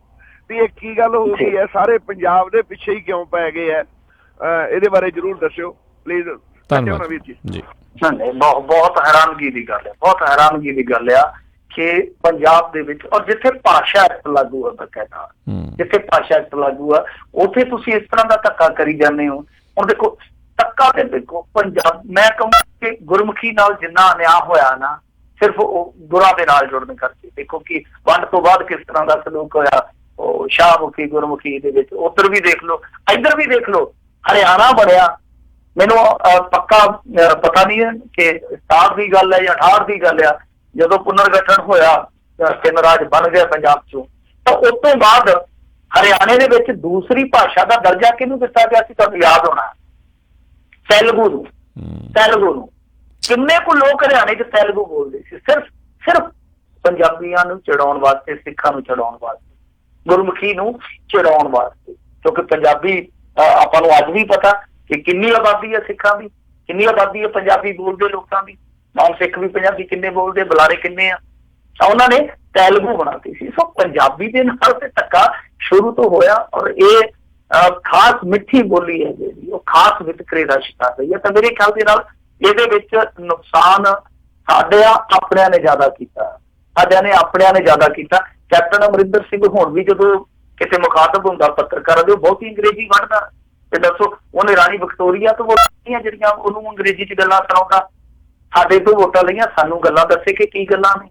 ਤਾਂ ਜਦੋਂ ਮੁੱਖ ਮੰਤਰੀ ਸਾਡਾ ਅੰਗਰੇਜ਼ੀ 'ਚ ਬੋਲਣ ਨੂੰ ਪਹਿਲ ਦਿੰਦਾ, ਜਦੋਂ ਸਾਡੇ MP ਜਾ ਕੇ ਕਈ ਵਾਰ ਉੱਥੇ ਸੌਂਹਾਂ ਚੱਕ ਦਿੰਦੇ, ਤੁਸੀਂ ਕੀ ਕਹੋਗੇ? ਪਰ ਜੋ ਸਕੂਲਾਂ 'ਚ ਚੱਲਦਾ, ਮੇਰੇ ਖਿਆਲ ਦੇ ਨਾਲ ਲੋਕਲ ਪੱਧਰ ਤੇ ਜੇ ਸਾਡੇ ਆਗੂ ਥੋੜੇ ਜਿਹੇ ਯਤਨ ਕਰਨ ਤੇ ਇਹਨਾਂ ਨੂੰ ਰੱਖ ਪਾਈ ਜਾ ਸਕਦੀ ਆ। ਨਹੀਂ ਤੇ ਅੱਜ ਪੰਜਾਬੀ ਬੋਲਣ ਤੇ ਇਹ ਪਾਬੰਦੀ ਲਾਉਂਦੇ ਆ। ਮਾਫ ਕਰਨਾ, ਮੈਂ ਕਮਿਊਨਲ ਆਦਮੀ ਨਹੀਂ ਆ, ਪਰ ਕੱਲ ਨੂੰ ਕਿਸੇ ਦੇ ਬੱਚੇ ਦੇ ਟੋਪੀ ਪਾਉਣ ਤੇ ਇਹ ਪਾਬੰਦੀ ਲਾ ਦੇਣਗੇ, ਕਿਸੇ ਦੇ ਬੱਚੇ ਦੇ ਕੜਾ ਪਾਉਣ ਤੇ ਲਾ ਦੇਣਗੇ। ਸੋ ਕਹਿਣ ਦਾ ਮਤਲਬ ਇਹ ਹੋ ਕਿ ਇਹ ਲੋਕਾਂ ਪੱਧਰ ਤੇ ਜਿਹੜੇ ਆਗੂ ਆ, ਉਹਨਾਂ ਨੂੰ ਸਟੈਂਡ ਲੈ ਕੇ ਇਹਨਾਂ ਨੂੰ ਠੀਕ ਕਰਨਾ ਚਾਹੀਦਾ। ਜੀ ਜੀ ਬਿਲਕੁਲ। ਆਲਰੇਡੀ ਕਈ ਥਾਵਾਂ ਤੋਂ ਵੈਸੇ ਤਾਂ ਮਿੰਟੂ ਜੀ ਪੱਗ ਨੂੰ ਲੈ ਕੇ ਤੇ ਇਦਾਂ ਦੀਆਂ ਖਬਰਾਂ ਆ ਰਹੀਆਂ ਕਿਤੇ ਜਿਹੜਾ ਇਮਤਿਹਾਨ ਨਹੀਂ ਦਿੱਤਾ ਜਾ ਰਿਹਾ। ਸਕੂਲ ਦੇ ਵਿੱਚ ਹੋਇਆ ਸੀ, ਮਾਕੂ ਸਕੂਲ ਦੇ ਵਿੱਚ ਇੱਕ ਵਾਰੀ ਇਸ ਤਰ੍ਹਾਂ ਹੋ ਗਿਆ ਸੀਗਾ ਤੇ ਮੈਂ ਆਖਿਆ ਵੀ ਤੁਸੀਂ ਆਖੇ ਜੀ ਅਸੀਂ ਇਹਨਾਂ ਨੂੰ ਪਹਿਲਾਂ ਹੀ ਕਿਹਾ ਸੀਗਾ ਕਿ ਅਸੀਂ ਬਾਅਦ ਦੇ ਵਿੱਚ ਵੱਡੇ ਬੱਚਿਆਂ ਨੂੰ ਪੱਗ ਨਹੀਂ ਬੰਨਣ ਦਿਆਂਗੇ। ਤੇ ਮੈਂ ਕਿਹਾ ਤੁਹਾਨੂੰ ਸਕੂਲ ਖੋਲਣ ਤੋਂ ਪਹਿਲਾਂ ਨਹੀਂ ਸੀ ਪਤਾ ਕਿ ਇੱਥੇ ਸਿੱਖ ਬਹੁ ਗਿਣਤੀ 'ਚ ਆ, ਬਹੁ ਗਿਣਤੀ 'ਚ ਬੱਚੇ ਸਿੱਖਾਂ ਦੇ ਹੋਣਗੇ ਤੇ ਬਹੁ ਗਿਣਤੀ 'ਚ ਪੱਗਾਂ ਵਾਲੇ ਹੋਣਗੇ। ਜੀ ਜੀ ਬਿਲਕੁਲ। ਬਸ ਧੱਕਾ ਜਿਹੜਾ ਕਰਨ ਦੇ ਉੱਤੇ ਤੋਲੇ ਹੋਏ ਨੇ ਤੇ ਲੋਕਾਂ ਨੂੰ ਜਿਹੜਾ ਜਾਗਣ ਦੀ ਜ਼ਰੂਰਤ ਆ। ਅਗਲੇ ਕਾਲਰ ਨੇ ਹਰਬੰਸ ਸਿੰਘ ਜੀ। ਸਤਿ ਸ਼੍ਰੀ ਅਕਾਲ। ਸਤਿ ਸ਼੍ਰੀ ਅਕਾਲ ਜੀ ਸਾਰਿਆਂ ਨੂੰ ਜੀ। ਸਤਿ ਸ਼੍ਰੀ ਅਕਾਲ। ਇੱਕ ਦਿਨ ਇੱਕ ਖਬਰ ਸੀ ਕਿ RSS ਵਾਲੇ ਜਿਹੜੇ ਹੈਗੇ ਇਹ ਸਿੱਖ ਪੰਥ ਨੂੰ ਭਗਵੇਂ ਕਰਨ ਬਦਲੇ ਬੱਬਾ ਪਾਰ ਹੋਏ ਫਿਰਦੇ ਆ ਤੇ ਇਹਨਾਂ ਨੇ 2280 ਸੈਂਟਰ ਏਕੜ ਵਿਦਿਆਲੇ ਦੇ ਨਾਂ ਥੱਲੇ ਖੋਲੇ ਹੋਏ ਆ। ਕਿਸ ਦੇ ਨਾਂ ਥੱਲੇ? ਏਕੜ ਵਿਦਿਆਲਾ। ਏਕੜ ਵਿਦਿਆਲਾ। ਤੇ ਉਸ 2280 ਸੈਂਟਰ ਇਹਨਾਂ ਨੇ ਖੋਲੇ ਹੋਏ ਆ ਤੇ SGPC ਵਾਲੇ ਜਿਹੜੇ ਹੈਗੇ ਆ ਜਾਂ SGPC ਦੇ ਜਿਹੜੇ ਪਿੱਛੇ ਸਪੋਰਟਰ ਆ ਇਹ ਕੀ ਕਰਦੇ ਆ? ਇਹਨਾਂ ਦਾ ਕੋਈ ਇਹਨਾਂ ਦੀ ਕਾਲ ਕੱਟਿਓ ਨਾ ਜੀ ਜੀ। ਹਾਂਜੀ ਮੈਨੂੰ ਇੱਕ ਮਿੰਟ ਮਾੜੀ ਜੀ ਗੱਲ ਦੱਸਿਓ, ਤੁਸੀਂ ਇਹ ਮਾਝੇ ਵਾਲੇ ਜਿਹੜੇ ਸੈਂਟਰ ਖੋਲੇ ਉਹਨਾਂ ਦੀ ਗੱਲ ਕਰਦੇ ਹੋ ਕਿ ਓਵਰਆਲ ਇੰਡੀਆ 'ਚ? ਨਾ ਮੈਂ ਏਕੜ ਵਿਦਿਆਲੇ ਵਾਲਿਆਂ ਦੀ ਗੱਲ ਕਰਦਾ ਕਿ ਏਕੜ ਵਿਦਿਆਲੇ ਵਾਲੇ ਜਿਹੜੇ ਆ ਉਹ ਉਹਨਾਂ ਨੇ ਖੋਲੇ ਹੋਏ ਆ ਏਕੜ ਵਿਦਿਆਲੇ RSS ਵਾਲਿਆਂ ਨੇ ਪੰਜਾਬ ਦੇ ਵਿੱਚ। ਹਾਂਜੀ ਹਾਂਜੀ ਪੰਜਾਬ ਉਹ ਮਾਝਾ ਸਾਈਡ 'ਚ ਜ਼ਿਆਦੇ ਨੇ ਜੀ। ਅੱਛਾ ਜਿਆਦਾ ਹੋਣਗੇ ਪਰ ਮੈਂ ਕਹਿੰਦਾ ਵੀ SGPC ਵਾਲੇ ਕੀ ਕਰਦੇ ਆ ਜਾਂ ਇਹਨਾਂ ਦੇ ਪਿੱਛੇ ਜਿਹੜੇ ਲੀਡਰ ਹੈਗੇ ਉਹ ਸੁੱਤੇ ਪਏ ਉਹ ਕੀ ਕਰਦੇ ਆ ਜੀ? ਇਹ ਆ ਨਹੀਂ ਦੇਖੋ SGPC ਵਾਲੇ ਕਿੱਥੇ ਜੇ ਨੇ ਜੋਗੇ ਹੁੰਦੇ ਤੇ ਕਿੰਨੇ ਸਿੱਖ ਆ ਜਿਹੜੇ ਇਸ ਇਲਾਕੇ ਦੇ ਵਿੱਚੋਂ ਕਨਵਰਟ ਹੋ ਗਏ ਈਸਾਈਆਂ ਦੇ ਵਿੱਚ, ਕਿੰਨੇ ਕਨਵਰਟ ਹੋ ਗਏ। ਦਲਸਾ ਨੂੰ ਮਾਨ ਸਨਮਾਨ ਨਹੀਂ ਦੇ ਸਕੇ, ਕਿੱਧਰ ਨੂੰ ਚਲੇ ਗਏ। ਕੋਈ ਪ੍ਰੇਮੀ ਬਣ ਗਿਆ, ਕੋਈ ਕਿਸੇ ਡੇਰੇ ਤੇ ਚੱਲ ਗਿਆ, ਕੋਈ ਈਸਾਈ ਬਣ ਗਿਆ। ਤੇ ਇਹ ਮੇਰੇ ਖਿਆਲ ਦੇ ਨਾਲ ਜਿਹੜੀ ਤੁਸੀਂ ਗੱਲ ਕਰਦੇ ਆ ਨਾ, ਮੈਂ ਬਿਲਕੁਲ ਮੈਂ ਇਹਦੇ ਤੇ ਇੱਕ ਸਿਰਫ ਤੁਹਾਡੇ UST ਰਹਿੰਦੇ ਸ਼ਾਇਦ ਜਾਚਕ ਸਾਹਿਬ ਦਾ ਹੀ ਪ੍ਰਤੀਕਰਮ ਜਾਂ ਉਧਰੋਂ ਕੋਈ ਹੋਰ ਸੱਜਣ ਸੀਗੇ ਉਹਨਾਂ ਨੇ ਸ਼ਾਇਦ ਇਹਦਾ ਪ੍ਰਤੀਕਰਮ ਦਿੱਤਾ ਸੀ, ਕੋਈ ਹੋਰ ਇੱਧਰੋਂ ਬੋਲਿਆ ਹੀ ਨਹੀਂ, ਮੈਂ ਕਦੇ ਬੋਲਿਆ ਹੀ ਨਹੀਂ ਵੇਖਿਆ। ਤਾਂ ਇਹ ਵਾਕਈ ਆਪਣੇ ਆਪ ਦੇ ਵਿੱਚ ਬੜੀ ਸੰਗੀਨ ਗੱਲ ਆ ਕਿ ਇਸ ਤਰ੍ਹਾਂ ਦਾ ਸਾਰਾ ਕੁਛ ਚੱਲਦਾ ਕਿ ਈਸਾਈ ਮਤ ਦਾ ਵੀ ਆ ਕੇ ਪ੍ਰਸਾਰ ਹੋ ਰਿਹਾ, RSS ਵੀ ਇਸ ਤਰ੍ਹਾਂ ਦੇ ਵਿਦਿਆਲੇ ਖੋਲ੍ਹਦਾ ਪਿਆ ਤੇ ਇੱਥੇ ਜਿਹੜੇ ਬੈਠੇ ਆ ਉਹ ਚੁੱਪਚਾਪ ਸਮਾਧੀਆਂ ਲਾ ਕੇ ਹੀ ਬੈਠੇ ਆ। ਤਾਂ ਇਹ ਜਿਹੜੇ RSS ਵਾਲੇ ਕਰਦੇ ਪਏ ਆ ਉਹ ਦੇਖੋ ਈਸਾਈਆਂ ਨੂੰ ਕਾਊਂਟਰ ਕਰਦੇ ਪਏ ਆ ਕਿ ਜੇ ਬੰਦੇ ਉੱਧਰ ਜਾ ਸਕਦੇ ਆ ਤਾਂ ਅਸੀਂ ਉਹਨਾਂ ਨੂੰ ਉੱਧਰ ਜਾਣ ਦੀ ਬਜਾਏ ਇੱਧਰ ਲੈ ਕੇ ਆਈਏ। ਵੈਸੇ ਵੀ ਉਹਨਾਂ ਦਾ ਤੁਹਾਨੂੰ ਪਤਾ ਨਹੀਂ। ਤਾਂ ਤੁਸੀਂ ਇੱਕ ਚੀਜ਼ ਹੋਰ ਦੇਖੋ, ਇਹ ਬੜੀ ਗੱਲ ਸੋਚਣ ਵਾਲੀ ਜੇ, ਇਹ ਗੱਲ ਬੜੀ ਸਮਝਣ ਵਾਲੀ ਆ। ਬਹੁਤੀਆਂ ਸਟੇਟਾਂ ਦੇ ਵਿੱਚ ਜਿਹੜੇ ਇਹ ਇਸ ਦੌਰ ਦੇ ਵਿੱਚ ਜੋ ਆ ਮੋਦੀ ਦੌਰ ਆਪਾਂ ਕਹਿ ਸਕਦੇ ਹਾਂ, ਜੋ ਭਗਵਾਂ ਦੌਰ ਹੈ, ਤਾਂ ਇਸ ਦੌਰ ਦੇ ਵਿੱਚ ਬਹੁਤੀਆਂ ਥਾਵਾਂ ਤੇ ਈਸਾਈ ਮਤ ਦੇ ਪ੍ਰਚਾਰਕਾਂ ਨੂੰ ਰੋਕ ਦਿੱਤਾ ਗਿਆ ਡੰਡੇ ਦੇ ਜ਼ੋਰ ਨਾਲ ਜਾਂ ਜਿੱਦਾਂ ਮਰਜ਼ੀ, ਬਹੁਤੀਆਂ ਥਾਵਾਂ ਤੇ। ਪਰ ਪੰਜਾਬ ਦੇ ਵਿੱਚ ਖੁੱਲਾ ਡੁੱਲਾ ਕੰਮ, ਹਾਲਾਂਕਿ ਚਲੋ ਇਹ ਆਜ਼ਾਦੀ ਆ, ਕੋਈ ਕਿਸੇ ਮਤ ਨੂੰ ਵੀ ਚੁਣੇ, ਕੋਈ ਕਿਸੇ ਮਤ ਨੂੰ ਵੀ ਚੁਣੇ, ਹਰੇਕ ਦੀ ਆਜ਼ਾਦੀ ਆ। ਪਰ ਕਹਿਣ ਦਾ ਮਤਲਬ ਹੈ ਕਿ RSS ਨੇ ਜਿੱਦਾਂ ਤੁਸੀਂ ਕਿਹਾ ਉਹ ਸ਼ਾਇਦ ਈਸਾਈ ਮਤ ਨੂੰ ਹੀ ਕਾਊਂਟਰ ਕਰਨ ਵਾਸਤੇ ਲਿਆਦਾ ਸਾਰਾ। ਨਹੀਂ ਤਾਂ ਸਾਡੇ ਇੱਥੋਂ ਦੇ ਜਿਹੜੇ ਬੰਦੇ ਆ ਉਹ ਤੇ ਇਹਨਾਂ ਚੀਜ਼ਾਂ ਵੱਲ ਧਿਆਨ ਹੀ ਨਹੀਂ ਦਿੰਦੇ, ਉਹਨਾਂ ਨੂੰ ਤਾਂ ਹੈ ਹੀ ਨਹੀਂ ਹੈ। ਉਹਨਾਂ ਦੇ ਕੋਲ ਐਡੇ ਵੱਡੇ ਬਜਟ ਆ ਕਿ ਬਹੁਤ ਕੁਛ ਕਰ ਸਕਦੇ ਆ, ਪਰ ਉਹ ਮੋਨੀ ਬਾਬਾ ਬਣੇ ਆ। ਤਾਂ RSS ਇਹਨਾਂ ਚੀਜ਼ਾਂ ਤੇ ਨਿਗਾਹ ਰੱਖਦੀ ਆ। ਉਹਨਾਂ ਨੂੰ ਲੱਗਿਆ ਕਿ ਉਧਰ ਨੂੰ ਜਾ ਰਹੇ ਆ ਤਾਂ ਕਿਉਂ ਨਾ ਆਪਾਂ ਵੀ ਜਾ ਕੇ ਉਹਨਾਂ ਨੂੰ ਸਹੂਲਤਾਂ ਕਰੀ ਦਈਏ, ਫੈਸਿਲਿਟੇਟ ਕਰੀਏ, ਤਾਂ ਉਹ ਬੰਦੇ ਜਿਹੜੇ ਉਧਰ ਜਾ ਕੇ ਸਾਡੇ ਵੱਲ ਆ ਜਾਣਗੇ ਜੀ।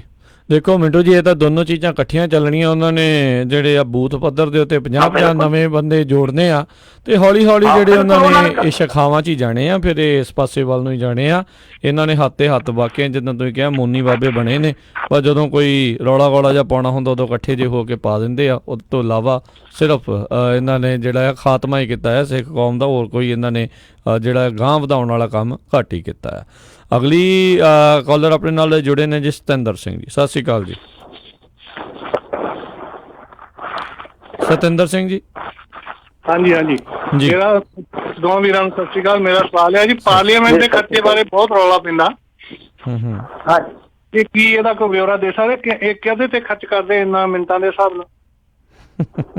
ਨਹੀਂ ਦੇਖੋ ਖਰਚੇ ਤਾਂ ਦੇਖੋ ਨਾ 543 ਮੈਂਬਰ ਪਾਰਲੀਮੈਂਟ ਆ ਉਹ ਘਰੋਂ ਤੁਰਦੇ ਆ ਸਾਹ ਲੈਣ ਤੱਕ ਦਾ ਵੀ ਖਰਚਾ ਪੈਣ ਲੱਗ ਪੈਣਾ ਉਹਨਾਂ ਦਾ। ਸਹੀ ਗੱਲ। ਜਿਹੜਾ ਮੈਂ ਸਾਹ ਵੀ ਲਿਆ ਨਾ, ਕਿਤੇ ਔਖਾ ਸਾਹ ਆ ਗਿਆ ਤੇ ਉਹਨਾਂ ਦੇ ਰਿਪੋਰਟਾਂ ਹੋ ਜਾਣੀਆਂ ਨਾਲ ਦੀ ਨਾਲ, ਤੇ ਉਹ ਮੈਡੀਕਲ ਪੱਤੇ ਤੋਂ ਲੈ ਕੇ ਖਰਚਾ ਤੋਂ ਲੈ ਕੇ ਸਰਦਾਰ ਸਾਹਿਬ ਇੱਥੋਂ ਤੱਕ ਕਿ ਜਿਹੜਾ ਕੰਟੀਨ 'ਚ ਰਾਸ਼ਨ ਪਾਣੀ ਮਿਲਦਾ, ਜਿੱਦਾਂ ਹੁਣ ਤੁਸੀਂ ਚਲੋ ਹੋਰ ਤੇ ਛੱਡੋ, ਖੁੰਬਾਂ ਦੀ ਸਬਜ਼ੀ ਬਾਹਰ ਖਾਣੀ ਤੇ ਤੁਹਾਨੂੰ 150 ਦੀ ਪਲੇਟ ਲੱਗਣੀ ਆ, ਤੇ ਇਹਨਾਂ ਵਾਸਤੇ ਤੇ ਉੱਥੇ ਉਹਦੇ ਤੇ ਵੀ ਬਹੁਤ ਵੱਡੀ ਸਬਸਿਡੀ ਆ। ਉਹ ਸਬਸਿਡੀ ਕਿਹਦੇ ਤੇ ਪੈਣੀ ਆ? ਸਾਡੇ ਤੇ ਪੈਣੀ ਆ, ਟੈਕਸ ਪੇਅਰ ਤਾਂ ਤਮਾਮ ਖਰਚੇ ਆ ਨਾ ਜਿਹੜੇ ਉੱਥੇ ਜੋ ਸੰਸਦ ਨੂੰ ਸਿਕਿਉਰ ਕਰਦੇ ਆ, ਸਾਰਾ ਕੁਝ ਖਰਚਾ ਪਾ ਕੇ ਉਹ ਮੇਰੇ ਖਿਆਲ ਦੇ ਨਾਲ 1 ਮਿੰਟ ਦਾ 2.5 ਲੱਖ ਰੁਪਇਆ ਬਣਦਾ ਉਹਦੇ ਦਾ। ਜੀ ਜੀ ਬਿਲਕੁਲ। ਹੋਰ ਬਾਈ ਬੜਾ ਕੁਛ ਜਿਹੜਾ ਆ ਉੱਥੇ ਥੋੜੇ ਬੰਦੇ ਨਾਲ ਇਹ ਜਿਹੜੇ ਆ ਉੱਥੇ ਕੰਮ ਕਰ ਰਹੇ ਨੇ, ਸਾਰਿਆਂ ਦਾ ਹੀ ਜਿਹੜਾ ਖਰਚਾ ਹੀ ਖਰਚਾ ਉੱਥੇ ਚੱਲ ਰਿਹਾ ਆ। ਸੁਖਦੇਵ ਸਿੰਘ ਜੀ ਸਤਿ ਸ਼੍ਰੀ ਅਕਾਲ ਜੀ। ਹਾਂਜੀ ਸਤਿ ਸ਼੍ਰੀ ਅਕਾਲ ਜੀ। ਹਾਂਜੀ ਮੈਂ ਮਿੰਟੂ ਸਾਹਿਬ ਨੂੰ ਇਹ ਪੁੱਛਣਾ ਜੀ ਵੀ ਕੀ ਪੰਜਾਬ 'ਚ 100% ਪੰਜਾਬੀ ਸਾਰੇ ਦਫ਼ਤਰਾਂ 'ਚ ਲਾਗੂ ਹੈਗੀ ਆ 100%? ਕਿਉਂਕਿ ਮੈਂ ਲਛਮਣ ਸਿੰਘ ਗਿੱਲ ਦੀਆਂ ਸਪੀਚਾਂ ਸੁਣਦਾ ਹੁੰਦਾ ਸੀ, ਕਹਿੰਦੇ ਜੀ ਅਪ੍ਰੈਲ 13, 1968 ਤੱਕ ਕਿਸੇ ਵੀ ਅਫਸਰ ਨੂੰ ਕੋਈ ਪੰਜਾਬੀ ਨਾ ਆਏ ਤੇ ਉਹ ਆਪਦੇ ਘਰਦਿਆਂ ਨੂੰ ਕਹਿ ਦੇਵੇ ਵੀ ਆਪਦਾ ਕਲੀ ਕੁਲੀ ਕਰਾ ਲਿਓ, ਮੈਂ ਬੋਰੀਆ ਬਿਸਤਰਾ ਉਹਦਾ ਗੋਲ ਕਰ ਦੂੰ।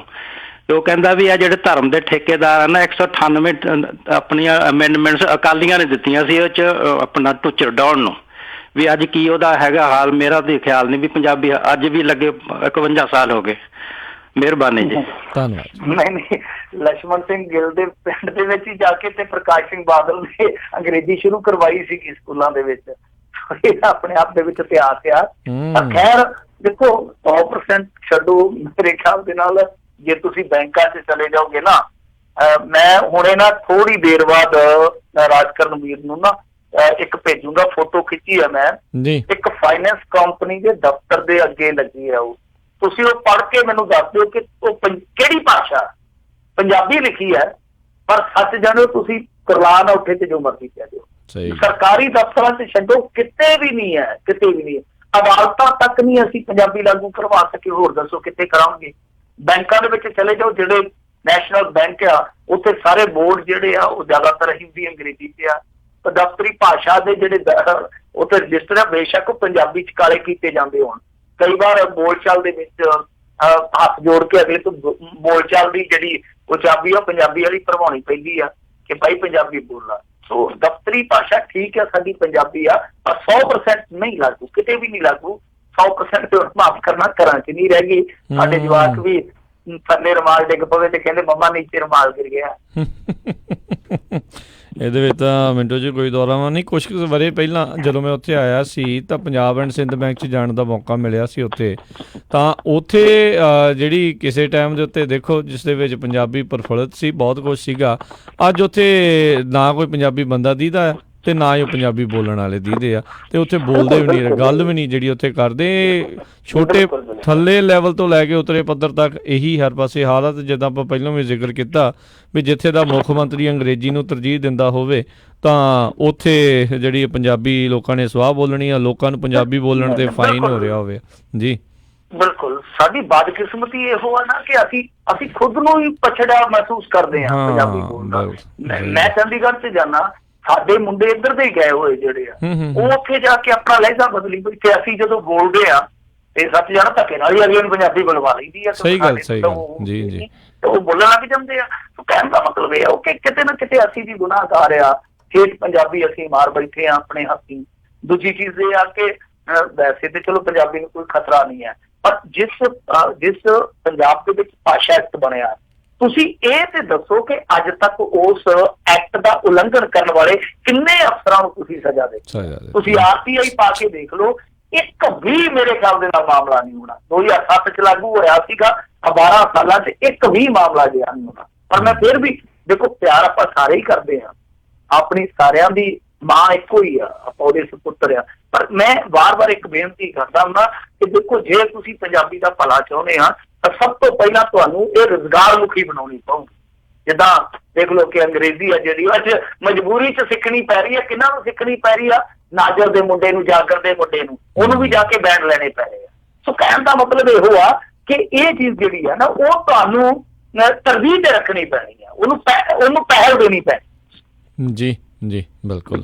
ਬਹੁਤ ਬਹੁਤ ਮਿੰਟੂ ਜੀ ਤੁਹਾਡਾ ਧੰਨਵਾਦ, ਤੁਸੀਂ ਸਾਡੇ ਨਾਲ ਜੁੜੇ, ਇਹਨਾਂ ਖਬਰਾਂ ਬਾਰੇ ਤੁਸੀਂ ਜਾਣਕਾਰੀ ਦਿੱਤੀਆਂ। ਅਗਲੀ ਵਾਰ ਤੱਕ ਲਈ ਬੜੀ ਮਿਹਰਬਾਨੀ, ਪਿਆਰ ਭਰੀ ਸਤਿ ਸ਼੍ਰੀ ਅਕਾਲ ਜੀ। ਸਤਿ ਸ਼੍ਰੀ ਅਕਾਲ ਜੀ। ਤੇ ਸਰੋਤਿਓ, ਇੱਥੇ ਸਾਡਾ ਅੱਜ ਦਾ ਇਹ ਪ੍ਰੋਗਰਾਮ ਸਮਾਪਤ ਹੈ। ਮਿਲਦੇ ਹਾਂ ਅਗਲੀ ਵਾਰ, ਉਦੋਂ ਤੱਕ ਲਈ ਬਹੁਤ ਹੀ ਪਿਆਰ ਸਤਿਕਾਰ ਜ਼ਿੰਦਗੀ ਜਿਹੀ ਸਤਿ ਸ਼੍ਰੀ ਅਕਾਲ ਜੀ। ਉਹਦੇ ਵਾਸਤੇ ਰਹੋ, ਹੱਸਦੇ ਖੇਡਦੇ ਰਹੋ, ਸੁਣਦੇ ਰਹੋ ਪੰਜਾਬੀ ਰੇਡੀਓ USA।